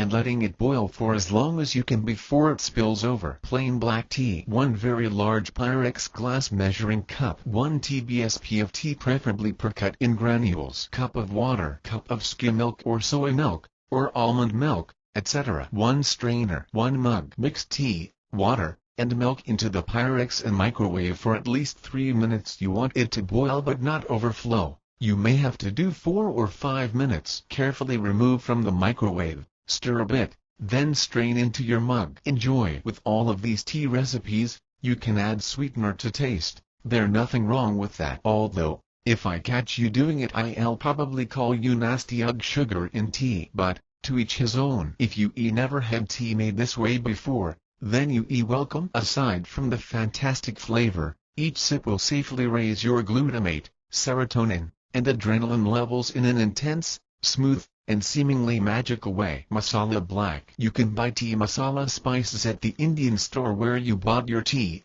but you can also make your own by throwing in random amounts of raw spice ingredients. The core ingredients of a good masala are cardamom, nutmeg, ginger, black pepper, white pepper, and cinnamon. I have an aunt who jokes that her tea looks like vegetable soup. But you know what? It's fantastic. This same aunt however instructs that you should add a pinch of masala powder to each pot of tea. I add a full teaspoon. A pinch of anything is not going to satisfy the all or nothing rocker. Masala black tea. 1 very large Pyrex glass measuring cup. 1 TBSP of tea preferably pre-cut in granules. Cup of water. Cup of skim milk or soy, or almond, etc. 1 teaspoon of masala spices. 1 strainer. 1 mug. Mixed tea, water, spices, and milk into the Pyrex and microwave for at least 3 minutes. Remember you want it to boil but not overflow. You may have to do 4 or 5 minutes a minute at a time. Carefully remove from the microwave, stir a bit, then strain into your mug. Enjoy. Simple ginger black spice. My favorite morning kick. Now, I don't use ginger powder too often. Here a trick I learned from an uncle of mine in Jersey: buy a whole lot of ginger root from the store, cut it into 1 to 2 inch pieces and freeze it. You can grate them by hand, but I drop the frozen chunks into a blender and pulverize them into a cold powder. Then I store that frozen powder in the freezer. Now, every morning you can just chip away at that powder a bit and grab an easy spoonful of ginger dust to add to anything you want. You'll need 1 very large Pyrex glass measuring cup, 1 tablespoon of tea preferably pre-cut in granules, cup of water, cup of skim milk or soy, or almond, etc. A lot of ginger to taste, but a lot. Teaspoon of cayenne pepper, 1 strainer, 1 mug. Mix tea, water, ginger, pepper, and milk into the Pyrex and microwave for at least 3 minutes. You want it to boil. You may have to do 4 or 5 minutes. Carefully remove from the microwave, stir a bit, then strain into your mug. Enjoy. Now that a good tea, green and white teas. In this section, note that we will be talking about green tea recipes, but green tea can be substituted for white tea at any point to make white tea recipes. Hope that makes sense. Green teas are pretty much only available in full leaf or powder form. Well, you can get it in a bag, but it's just going to come out as colored water. My favorite is Gyokuro, but it has a harsh come-down crash. A good sencha is just fine. Matcha is even better. Matcha is available in a powdered form that tastes fantastic. The first time I got hooked on a really strong matcha was in Tokyo. A really hot local girl decided to take me out on a date and show me around town, and one of the hour stops that she planned was a tea tasting. I remember it was raining, as it so often does in Tokyo during summer, and we dropped our umbrella into the little canister in the front of the tea shop as we walked in. Some words were exchanged in Japanese with the shopkeep, and we were both escorted upstairs to a pretty old school looking, all-wood room. It sort of resembled a dance studio crossed with an attic. To give you a feel of the atmosphere, an older lady came out from behind a curtain and began to demonstrate the proper way to mix up a cup of matcha. Next to her was a pile of powdered tea and a very large pot of steaming water with a ladle in it. She put some of the deeply colored green powder into a bowl, ladled in 2 servings of hot water, and reached for a tiny wooden brush and literally began scrubbing the matcha powder and water in the bowl with quick circular motions until the drink resembled a thick, deep green paint. Once she was done, it was our turn, and we practiced cup by cup until we got it right. That matcha was the strongest and most spectacular green tea experience I ever had, and I've been chasing the green tea dragon ever since. Each sip put out some sort of caffeine and antioxidant body buzz and really got the blood flowing. Plain green tea. Now, I put milk in just about every tea I drink. Flat white the style is called. Some don't like milk in their green tea.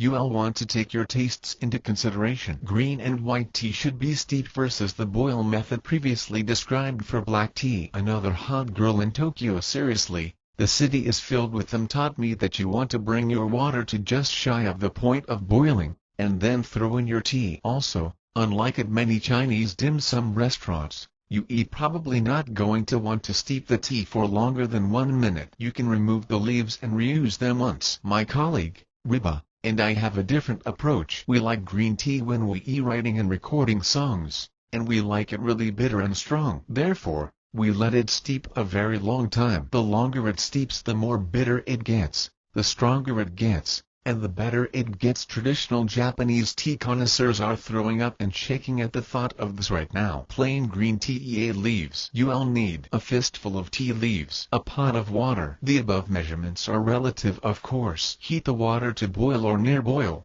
Throw in your tea leaves. Strain at the time interval deemed by your taste. Plain green tea powdered. 2 teaspoons of powdered green tea, preferably matcha. Cup of water. Cup of milk. 2 mugs. In the first mug, throw in the powdered tea. In the second mug, microwave the water. Slowly add the hot water to the tea in the other mug while vigorously stirring the tea as the water comes in, preferably with a fork or a wooden tea brush. The more stirring you do, the more flavor will emerge. The tea brush is best for this job, but let's face it, most of us only have spoons and forks in our kitchens. Beat that tea like an egg, then add the milk. Feel free to steam the milk before you add it to get a hot matcha latte. Enjoy. Note: flattening the tea with milk is how I do it. Most people drink it straight up. Masala green tea. 1 pot. 1 tbsp of tea powdered or a fistful of leaves. Cup of water. Cup of skim milk or soy, or almond, etc. 1 teaspoon of masala spices. 1 strainer. 2 mug. Boil water in the pot. Add tea and spices. Steep to taste. Then strain into mug. Add milk. Now that a good tea, herbal teas, rubos, or African red bush, is actually a member of the legume family. The plant has broom-like leaves. According to Wikipedia, rubos is becoming more popular in Western countries, particularly among health-conscious consumers, due to its high level of antioxidants such as aspartame and nothofagin, its lack of caffeine, and its low tannin levels compared to fully oxidized black tea or unoxidized green tea leaves. Rubos also contains a number of phenolic compounds, including flavanols, flavones, flavinones, and dihydrochalcones. Rubos is purported to assist with nervous tension, allergies and digestive problems. Traditional medicinal uses of rubos in South Africa included alleviating infantile colic, allergies, asthma and dermatological problems. Rubos tea is okay as a tea bag. There's nothing wrong with following the instructions on the box. I like to add vanilla bean and milk of course to my red tea. In South Africa it is common to drink rubos tea without milk,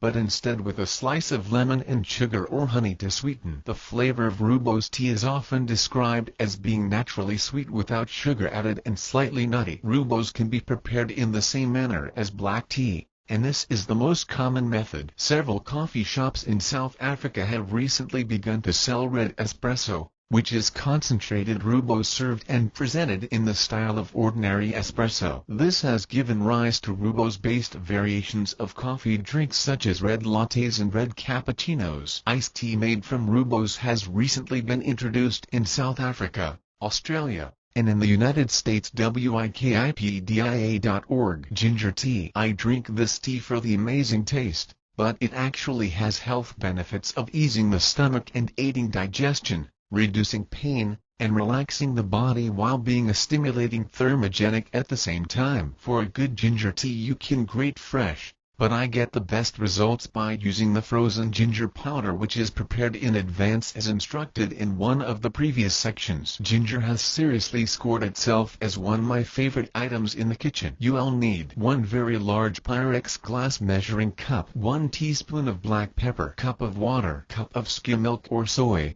or almond, etc. A lot of ginger to taste, but a lot. Teaspoon of cayenne pepper, 1 strainer, 1 mug. Mix tea, water, ginger, pepper, and milk into the Pyrex and microwave for at least 3 minutes. You want it to boil, you may have to do 4 or 5 minutes. Carefully remove from the microwave, stir a bit, then strain into your mug. Enjoy. We always have a choice. A big reason why the calm, collected, and analytical are able to achieve so much is that they are able to imagine the world not as being a separate part of themselves but as an extension of their minds. They are in control. It is common for the average person to view the world as a bit antagonistic at times, as if life is some sort of external force out to get them, throwing as much in their path as possible on the way to satisfying their desires. There is of course some truth to this view, but like all views it is not only not 100% correct but there are multiple perspectives. When we first start to meditate,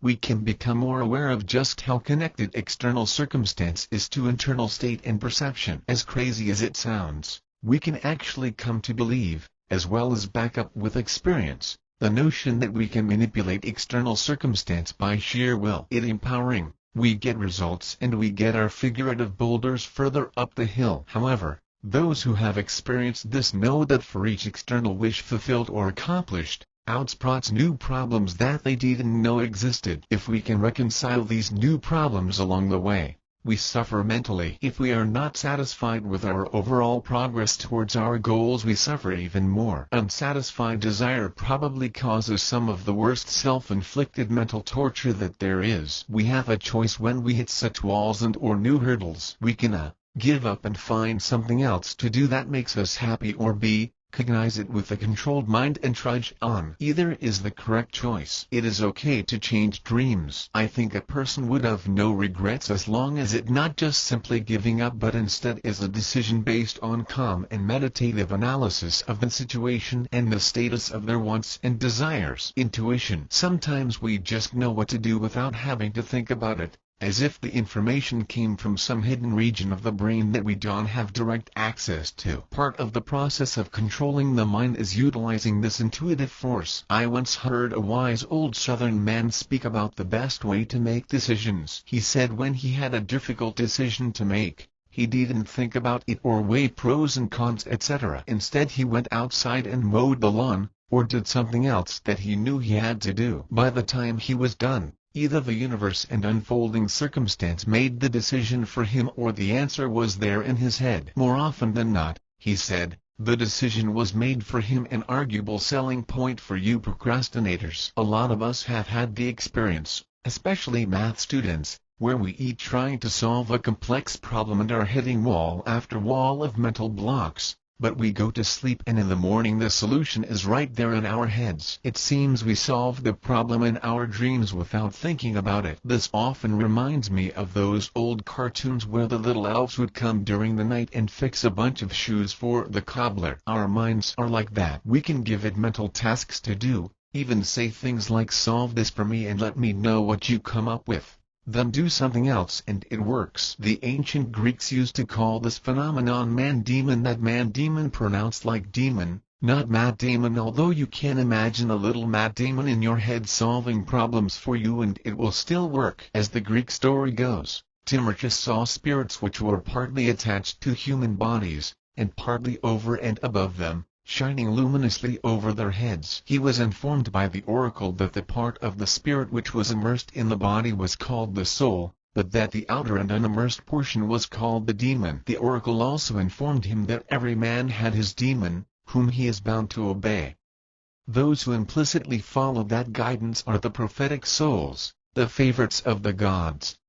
Hindu gurus will sometimes refer to this as part of the higher self. Often, as we are on the path to achieving our dreams, we come across forks in the road. In my experience, the decision of which route to take, or what choice to make, is not always a what the best decision proposition but a what will cause the least amount of future problems question. Since we cannot predict future events with any usable certainty, and since our subconscious is chewing on observations that we haven't processed yet, there is a great benefit to delegating this decision-making to the intuitive faculties of the mind. If you never seen your subconscious in action after the fact, this may seem crazy to you, but actually giving out the command "make this decision for me" to your mind and actually allowing it to do so, or allowing the circumstances to unfold to the point where the decision is no longer yours to make, is a much more effective way of coming to the right answer than overanalyzing data and pros and cons. Not to say that our minds already know everything already. We definitely do have to collect knowledge and information like we do with the meditation exercises, but overanalysis of possibilities, over-reliance on useless data and/or the inability to distinguish noise from real information is what we get to avoid when using intuition for decision-making. A Hindu yogi might even go about the process by relaxing into a meditative state, concentrating on the subject at hand, forming the question and willing the subconscious mind to come to an answer. He might even form a visual interpretation of the subject and imagine it getting dropped through a trap door out of his conscious thought and say out loud, "I wish the subject analyzed or solved or organized etc." and the results given back to me. Do it. Speaking to your subconscious mind as if it were a different person, especially when that is your indentured slave whose purpose is to do your mental bidding, is a really effective way of moving forward. Imagination is your friend. This method is also successful if you do it confidently. Confidently expect results from your mind, and it will obey. Be wishy-washy and doubtful about this process and your subconscious somehow won't take you seriously enough to be of any use. Our minds are like belligerent kids with discipline. They behave and can bring a lot of joy, but they can smell your fear if you are not sure about your place as head of the household. In other words, if you let your mind do what it wants and speak to it with no authority in your voice, it will own you instead of the other way around. The effectiveness of this process also seems to get better with practice. To quote a yogi, Remember that you are passing on thoughts for the subconsciousness to act upon, and that the more tangible and real these thoughts are, the better can they be handled. Therefore, any plan that will build these thoughts up into real things is the plan to pursue. I used to work with this producer that would pull off a brilliant trick in business meetings in order to access his deeper mental abilities. Someone would come in to make a proposal, ask for a budget increase, or advice on creative direction, and he would have to make a prompt yet impactful verdict. In other words, it would be the sort of situation that would demand an immediate yet non-impulsive response.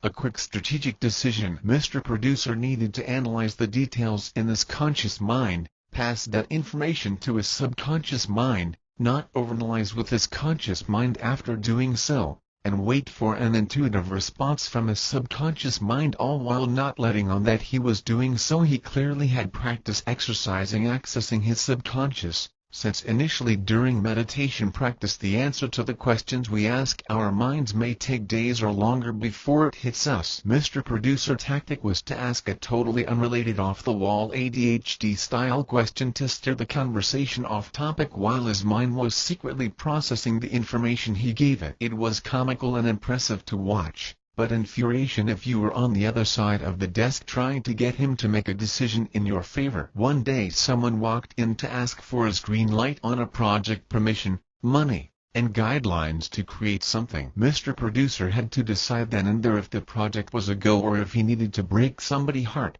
and watching people cry because of an arbitrary decision is all in day work of an entertainment gatekeeper. The conversation went something like this: Kid, here is my proposal with estimated sales projections, i.e. got some sponsors who will give you $X back in marketing and I can put my card down as collateral for my recoupables. Mr. Producer, interesting as he flips through the doc, can we make the awards deadline in time? Can you get it done fast? Do you have leads on distribution guarantees yet? Kid, it will only take me 2 weeks to finish and the rest depends on who we can get for post-production. And I know a guy at XYZ Distribution if that helps. Mr. Producer, hey, did you see that Nazi documentary on the History Channel last night? Kid, what? Mr. Producer, the Nazi documentary. It had new information about Hitler. Did you see it? BTW, talking about Nazi in Hollywood is just asking for trouble. I highly recommend most people avoid this topic. Kid, I didn't. Was it good? Mr. Producer, it was about a long rant providing enough time for his mind to process information while giving the double benefit of distracting his conscious mind from overanalysis because it needed to focus on talking about a ridiculously off-topic documentary. And let not forget the triple benefit of confusing the other party in a business meeting that involves potential negotiations, always fun and beneficial. Mr. Producer, subconscious mind spits back intuitive analysis of risk reward ratio. I don't think we have the budget for this right now, sorry. Perhaps if your sponsors come up with an addition $X we can push it through. If we not in a meeting situation and perhaps even by ourselves, we can get great results by slipping into a meditation and calmly and promptly retrieving some fantastic advice and direction from deep within us. Play on strengths versus making up for weaknesses. It's interesting how many people I come across that come up with great ideas and then immediately discount and throw them away as soon as they discover that somebody else has previously thought of them. This is especially true with product development. Somehow people feel that their idea is a bad one if it has been done before. Unfortunately, this erroneous notion has brought us to an age of over-differentiation. Differentiation provides diminishing benefits to the differentiator. Does a soda company really benefit from having 30-plus flavors? What about the soda market in general? Options might empower the consumer when you haven't confused him but are not a good thing after a point for the provider. Anyone that has looked at a shelf at an American supermarket can see the overwhelming choice of a bunch of crap items that are all different from each other yet all the same. Eventually the differences become so negligible that everything becomes a collective bland wall of nothing. If a product does happen to stand out, it is because of a cultivation and focus on strengths instead of rounding out weaknesses, so it becomes a pseudo-differentiated version of the thing next to it. We see this phenomenon a lot in pop music. The music industry is notorious for it. Club promoters and producers say, If you sound more like Pitbull, you will do better. If you look more like Taylor Swift or insert whoever is popular at the time, day, hour per minute of your reading this, we might give you the job. So thousands of artists, if not more, reinvent and change themselves to fit the mold of demand. Sounds logical business-wise, right? Not really, because very quickly you become part of an endless supply of you. Then they try and counter this trap with the "that been done before" lever and try to arbitrarily differentiate themselves. Sadly, they just end up adding to the noise of their version of the product wall, where there are hundreds of types, categories, but none a clear choice above the other. Sitting down and systematically figuring out your strengths and enhancing and using them in real time, like the EA said, in a toolbox that can be used to approach respective situations, which requires meditative mindfulness, is a much more effective way to cut through the competition, whether you are an artist or an inventor or trying to find a workable solution to a problem. Sometimes this strengthening is directed to the external object of your goal, but as good old-fashioned character building. Our personalities may be the biggest hindrance to our achievements. Character is something engraved on our minds, and meditation can flush out and even make us conscious of just what personality assets and deficits we have. If we know what characteristics we are made of, we can strengthen and practice the ones we like, and either practice the opposite of or learn not to mindlessly behave on the ones that we don't. But as opposed to the usual psychological advice, if you have to choose, focus on your strengths and acknowledge but don't necessarily try to round out your weaknesses. Exercise. Make a list of your strengths as a person. Write down whatever personality strengths you can think of, like caring, honest, courageous, generous, etc. If you can get someone else that is close to you to write your list for you, that even better, because you will probably lie to yourself about what you are good at and who you are. Make a list on paper of all the things you hate about others, like envious, rude, uncaring, close-minded, etc. Now on top of the paper write down the words "my character weaknesses." That right, what we hate about others is usually what we hate about ourselves but refuse to admit. This is now a list of your character weaknesses. Sit comfortably on the couch or your favorite chair. Take a deep breath through your nose, mouth closed, and hold it in for as long as you can. Then exhale as slowly as you can for as long as you can. Then, inhale again through your nose for as long as you can. Draw in a breath. Hold it. Take notice of the sensation on your forehead or on your sinuses as you are holding your breath. When you are ready, exhale slowly from your nose for as long as you can. Repeat the inhale, hold, exhale 3 more times, but this time count to 100 inches your head. 1, 2, 3, 4, etc.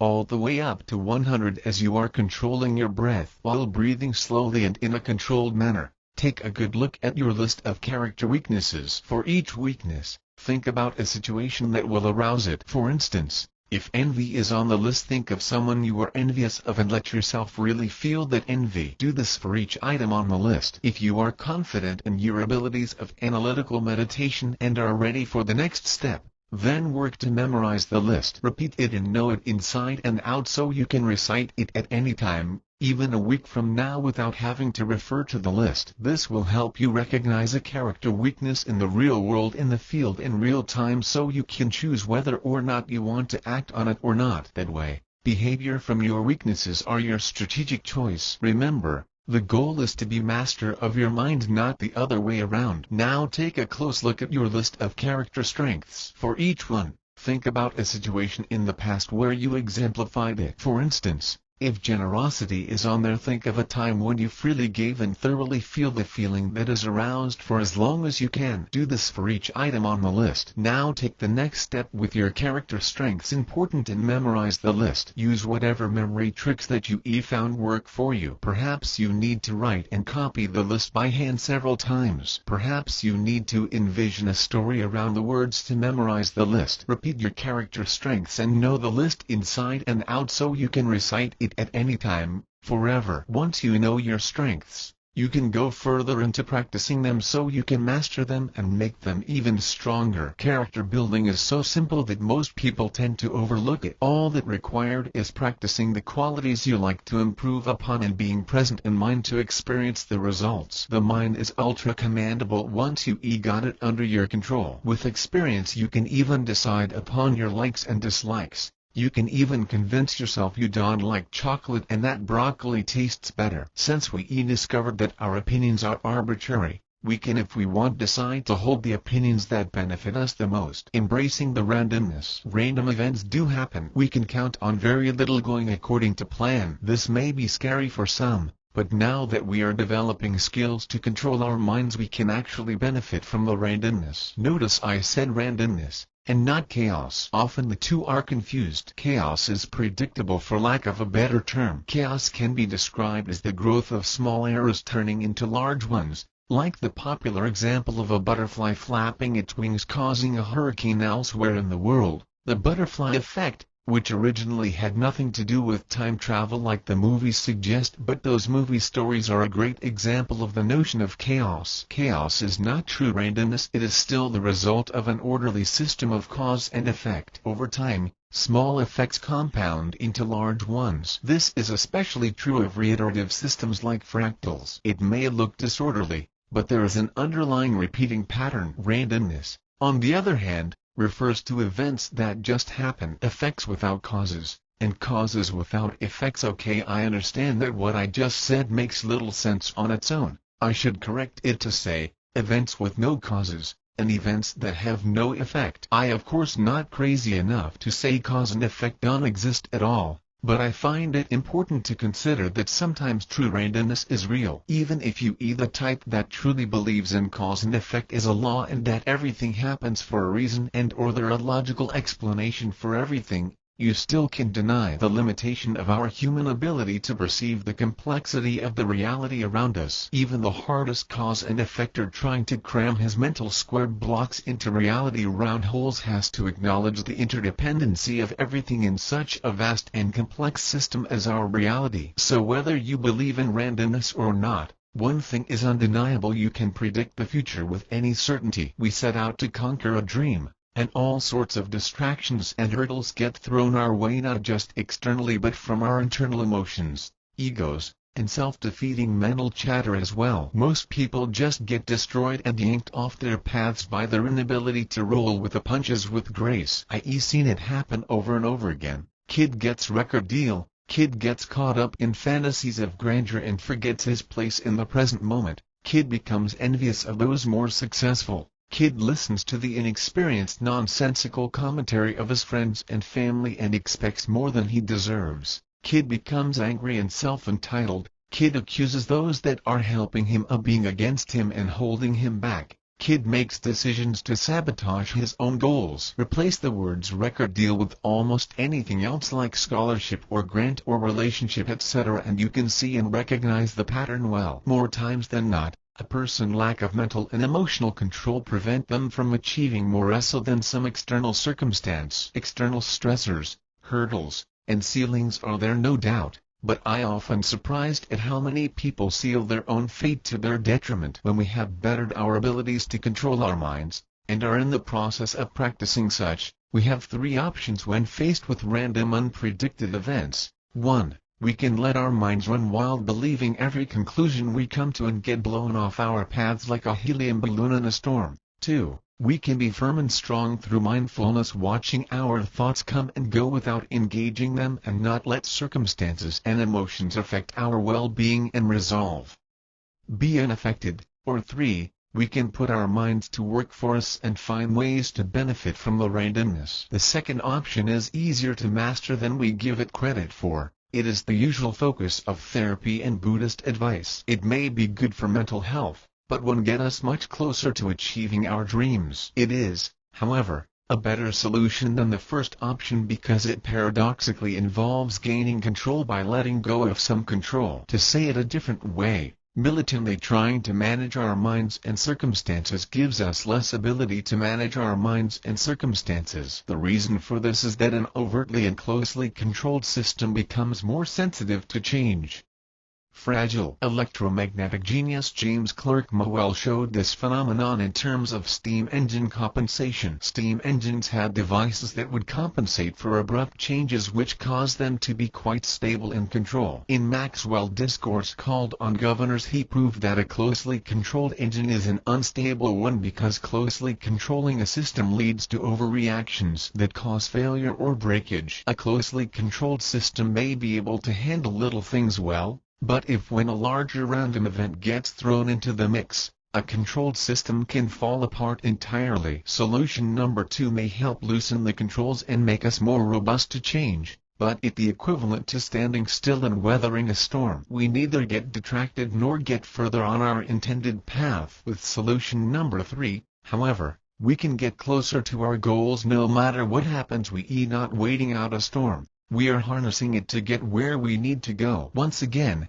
3D content makes for an informative case study. Like 3D TVs, digital 3D movies in theaters were launched without a proper mental picture of the landscape and its players. The problem with 3D movies in theaters is that theaters in the US were already built the old school way, and the cost to upgrade to digital stream 3D capabilities was way too costly. Even with a hike in ticket prices, each theater would lose a substantial amount of money. So for a long time they opted not to upgrade. The studios wanted digital screens to catch on, not just because they can show off their fantastic 3D innovations which also reduce piracy because they are difficult to replay in 3D, but the model significantly reduced distribution costs for them as well. On paper, the plan is a win-win. What they forgot to do is mentally map out the marketplace in detail. If they did so, they would have realized early on before spending ridiculous amounts of money on 3D production that for the theaters, who are a major bottleneck to this innovation, it is not a win. In fact, it is a big lose. Furthermore, the random and unpredictable success of Pirate Bay and other movie pirating organizations affected all the players in the network. Despite arresting pirates and releasing several propaganda campaigns against piracy, theaters complained about losing money on movies that weren't so action-packed or in 3D for that matter that viewers felt they had to see them in theaters. Although personally I'm not sure why they crying considering the markup on snacks they getting away with. Owning a theater must be a crappy business if you can significantly benefit from 1000% profit margins on popcorn and candy. The end result was the paradox that theaters were hurting and needed more 3D content. But in order to show that 3D content they have to spend themselves into bankruptcy. The movie studios had the same 3 options as everyone else. 1. Lose their shirts, write everything off as a loss, keep making easy to pirate content until both they and the theaters are out of business. 2. Weather the storm. Wait things out until conditions may or may not improve and then start releasing 3D movies, much like the release of many MP3 players. Initial players released when there was no MP3 content and so failed. Others waited until digital content was proliferated before releasing their products. Or 3, in a calm but swift manner, adapt to benefit from the unforeseen situation that the theaters were in. Luckily for moviegoers, they opted for number 3. The studios subsidized progress and developed a venture fund program of their own to basically loan the theaters what it took to upgrade to digital and 3D capabilities, in which the theaters would pay them back without incurring associated losses. So far, everyone in the market is benefiting from this plan. Movie studios are big corporations. How can this apply to smaller teams or the individual? Let's look at a simple, not as profound but informative example. It was the day before the Grammy Awards and I was signing autographs at an event in Los Angeles, Chocolate Fest it might have been called. That night I had an interview lined up on FOX News that my publicist was quite excited about. We also had red carpet interviews lined up the next day in which I would have a chance to plug my upcoming album, charities, etc. etc. The cast and crew of the Grammy televised concert and ceremony also had everything ready and timed to the minute. It seemed like the entire city of Los Angeles was on a tightly controlled plan. Then randomness hit. Whitney Houston died. The news stations canceled all interviews for that evening, and all of a sudden an entire awards show centered around the music industry was socked with a random tragedy involving one of its major players. Both on an academy as well as an individual level, we had to get our thoughts together and not overreact like one of Maxwell's steam engines. I could have thrown a tantrum and insisted FOX ask me about my upcoming projects anyway during a time when all of us were more interested about the starlet death, and the Academy could have pressed on with the show as it was written and rehearsed according to plan, thereby inviting a great deal of public criticism for its insensitivity. Or I could have not done anything, taken a deep breath, and watched it all unfold around me. I actually did some of this. There was a lot of chaos on Whitney Day, and the Academy could have cancelled the show, waited out the turmoil and air it as written on a later date when all calmed down. What we ended up doing after we gathered our thoughts and calmly analyzed what was going on in our heads and in the environment around us, taking into consideration that we don't necessarily know what's going on around us, was 3. I took interviews answering questions about whatever I knew about Whitney Houston, her death, and our hopes for the day that followed, and 4. The Academy revamped the show at the very last minute, adding in some of the greatest, most heartfelt performances and speeches that we've seen that WOULD and have had happened if Whitney didn't die. It may sound ruthless to say that the music industry benefited from Whitney Houston's death, but there is nothing cold-hearted about making lemons out of lemonade. Nobody said yeah, let profit from her death. It was a confusing time for everyone. Random events do that, but the solutions applied were better than overreaction and failure, better than just being robust and getting through it. It was a real-life example of lemonade creation, and at least for the Academy, the new show was better and more interesting after Whitney Houston's death than it probably was before. It is also like that within our minds, and solutions start within our minds. Adaptability yields control. Not so flaccid that we flail around, not so rigid that random events either destroy or have no effect on us, but beautifully adaptable so we actually benefit from the unknown as it manifests, no matter what it is. That adaptable control of the mind, and the mental development of a goal path that actually improves upon itself when shocked and challenged, can be mastered with meditation practice. The secret of meditation. The secret of meditation is more practical than most realize. Getting control over our minds allows us to shape life to our desires as closely as we possibly can. Luck helps, but an obedient mind can utilize even the worst events as opportunities to our goals' benefit. When our thoughts are focused on the achievement and path to our dream, our actions, under the mind command, both consciously and subconsciously work to manifest dreams into reality. From deliberate steps down to maintaining the appropriate attitude, we will avoid sabotaging ourselves. As mystical as it sounds, don't knock the benefit of visualizing and holding a clear mental image of what you desire. You may not magically win an Oscar just because you keep imagining one in your hand. It may work that way for some, but don't underestimate the goal setting, reality shaping, attitude creating, behavior modifying reach of the subconscious mind or higher self. It should be safe to use that term at this point in the reading. The more detail in which we can imagine our end results, just about pretending with full force that we have already achieved our dreams from time to time, the more efficient we can be at determining our actions. Sometimes I think about it as if I were the lead character in the movie Premium Rush. A bike messenger being chased by a dirty cop through the streets of New York. He knows he wants to get from point A to point B, but at New York, there are traffic and pedestrians and danger to traverse. Whenever he is at an actual crossroads, he plays out the scenario animated by After Effects style lines on the screen of each decision on where he should take his bike. With one route he sees himself getting hit by a car. In another route he sees himself knocking over a pedestrian, who then gets run over by a bus. In the third route he sees himself jumping the sidewalk and over some obstacles and getting away. He takes the third option, of course not really a spoiler alert since this situation happens frequently throughout the movie and is not totally integral to the plot. Of course, in real life we can predict the future, but if we know where we are going in as much detail as we can imagine it, and if we practice controlling our minds with meditation, character building, emotional intelligence, and confident mental savvy, we can make the right decisions in the heat of any moment, and dreams are achieved just like that, moment to moment.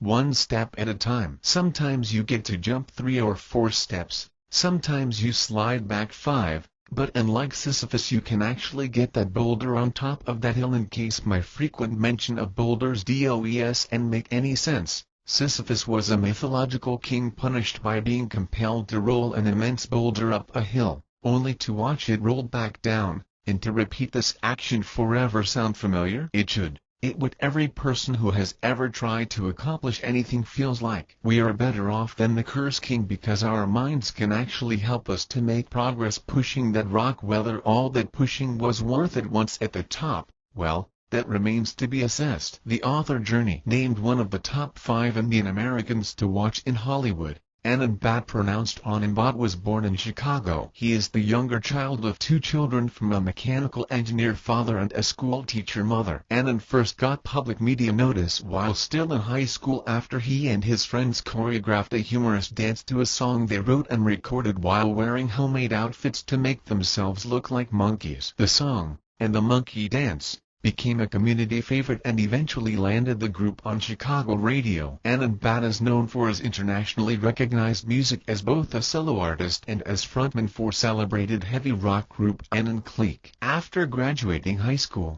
Anand went to the University of Illinois at Chicago for both his undergraduate and graduate degrees. It was there he met his other bandmates. To support himself as a teenager until after grad school, Anand performed as a dancing DJ at weddings, bar mitzvahs and corporate parties with a well-known ongoing Chicago troupe in which they would put on full shows, do impersonations, and utilize audience participation. Anand became friends with Jim Martin, an actor from the movie Bill and Ted's Bogus Journey and the lead guitar player for platinum-selling 90s rock group Faith No More. Backstage at a festival they were playing together. Their collaborations were Anand's first break onto the Grammy Awards ballot. Anand Bhatt is the first Indian American to be a voting member of the Latin Academy of Recording Arts and Sciences, the Latin Grammys, and is the first Indian to be at the Latin Grammy Awards. Epilogue by Swami Vivekananda. The Absolute and the Attainment of Freedom. 1. Tat Saturday, that being knowing bliss. A. The only real existence, which alone is everything else, exists in aspect as it reflects that real existence. B. It is the only knower, the only self, luminous, the light of consciousness. Everything else shines by light borrowed from it. Everything else knows in aspect as it reflects its knowing. C. It is the only blessedness, as in it there is no want. It comprehends all as the essence of all. It is Satchitanda. D. It has no parts, no attributes, neither pleasure nor pain, nor is it matter nor mind. It is the supreme, infinite, impersonal self in everything, the infinite ego of the universe. It is the reality in me, in thee, and in everything, therefore, that thou art Tatvamasi. 2. The same impersonal is conceived by the mind as the creator, the ruler, and the dissolver of this universe, its material as well as its efficient cause, the supreme ruler, the living, the loving, the beautiful, in the highest sense. The Absolute or Brahman, the Satchidananda, is impersonal and a real, infinite. Every existence from the highest to the lowest, all manifest according to their degree as energy in the higher life, attraction in the higher love, and struggle for equilibrium in the higher happiness. Freedom is the motive of the universe, freedom its goal. The laws of nature are the methods through which we are struggling to reach that freedom. This universal struggle for freedom attains its highest expression in man in the conscious desire to be free. This freedom is attained by the threefold means of work, practice, and knowledge. A. Work, constant, unceasing effort to help others and love others. B. Practice consists in learning, enjoying, and meditation. C. Knowledge that follows meditation,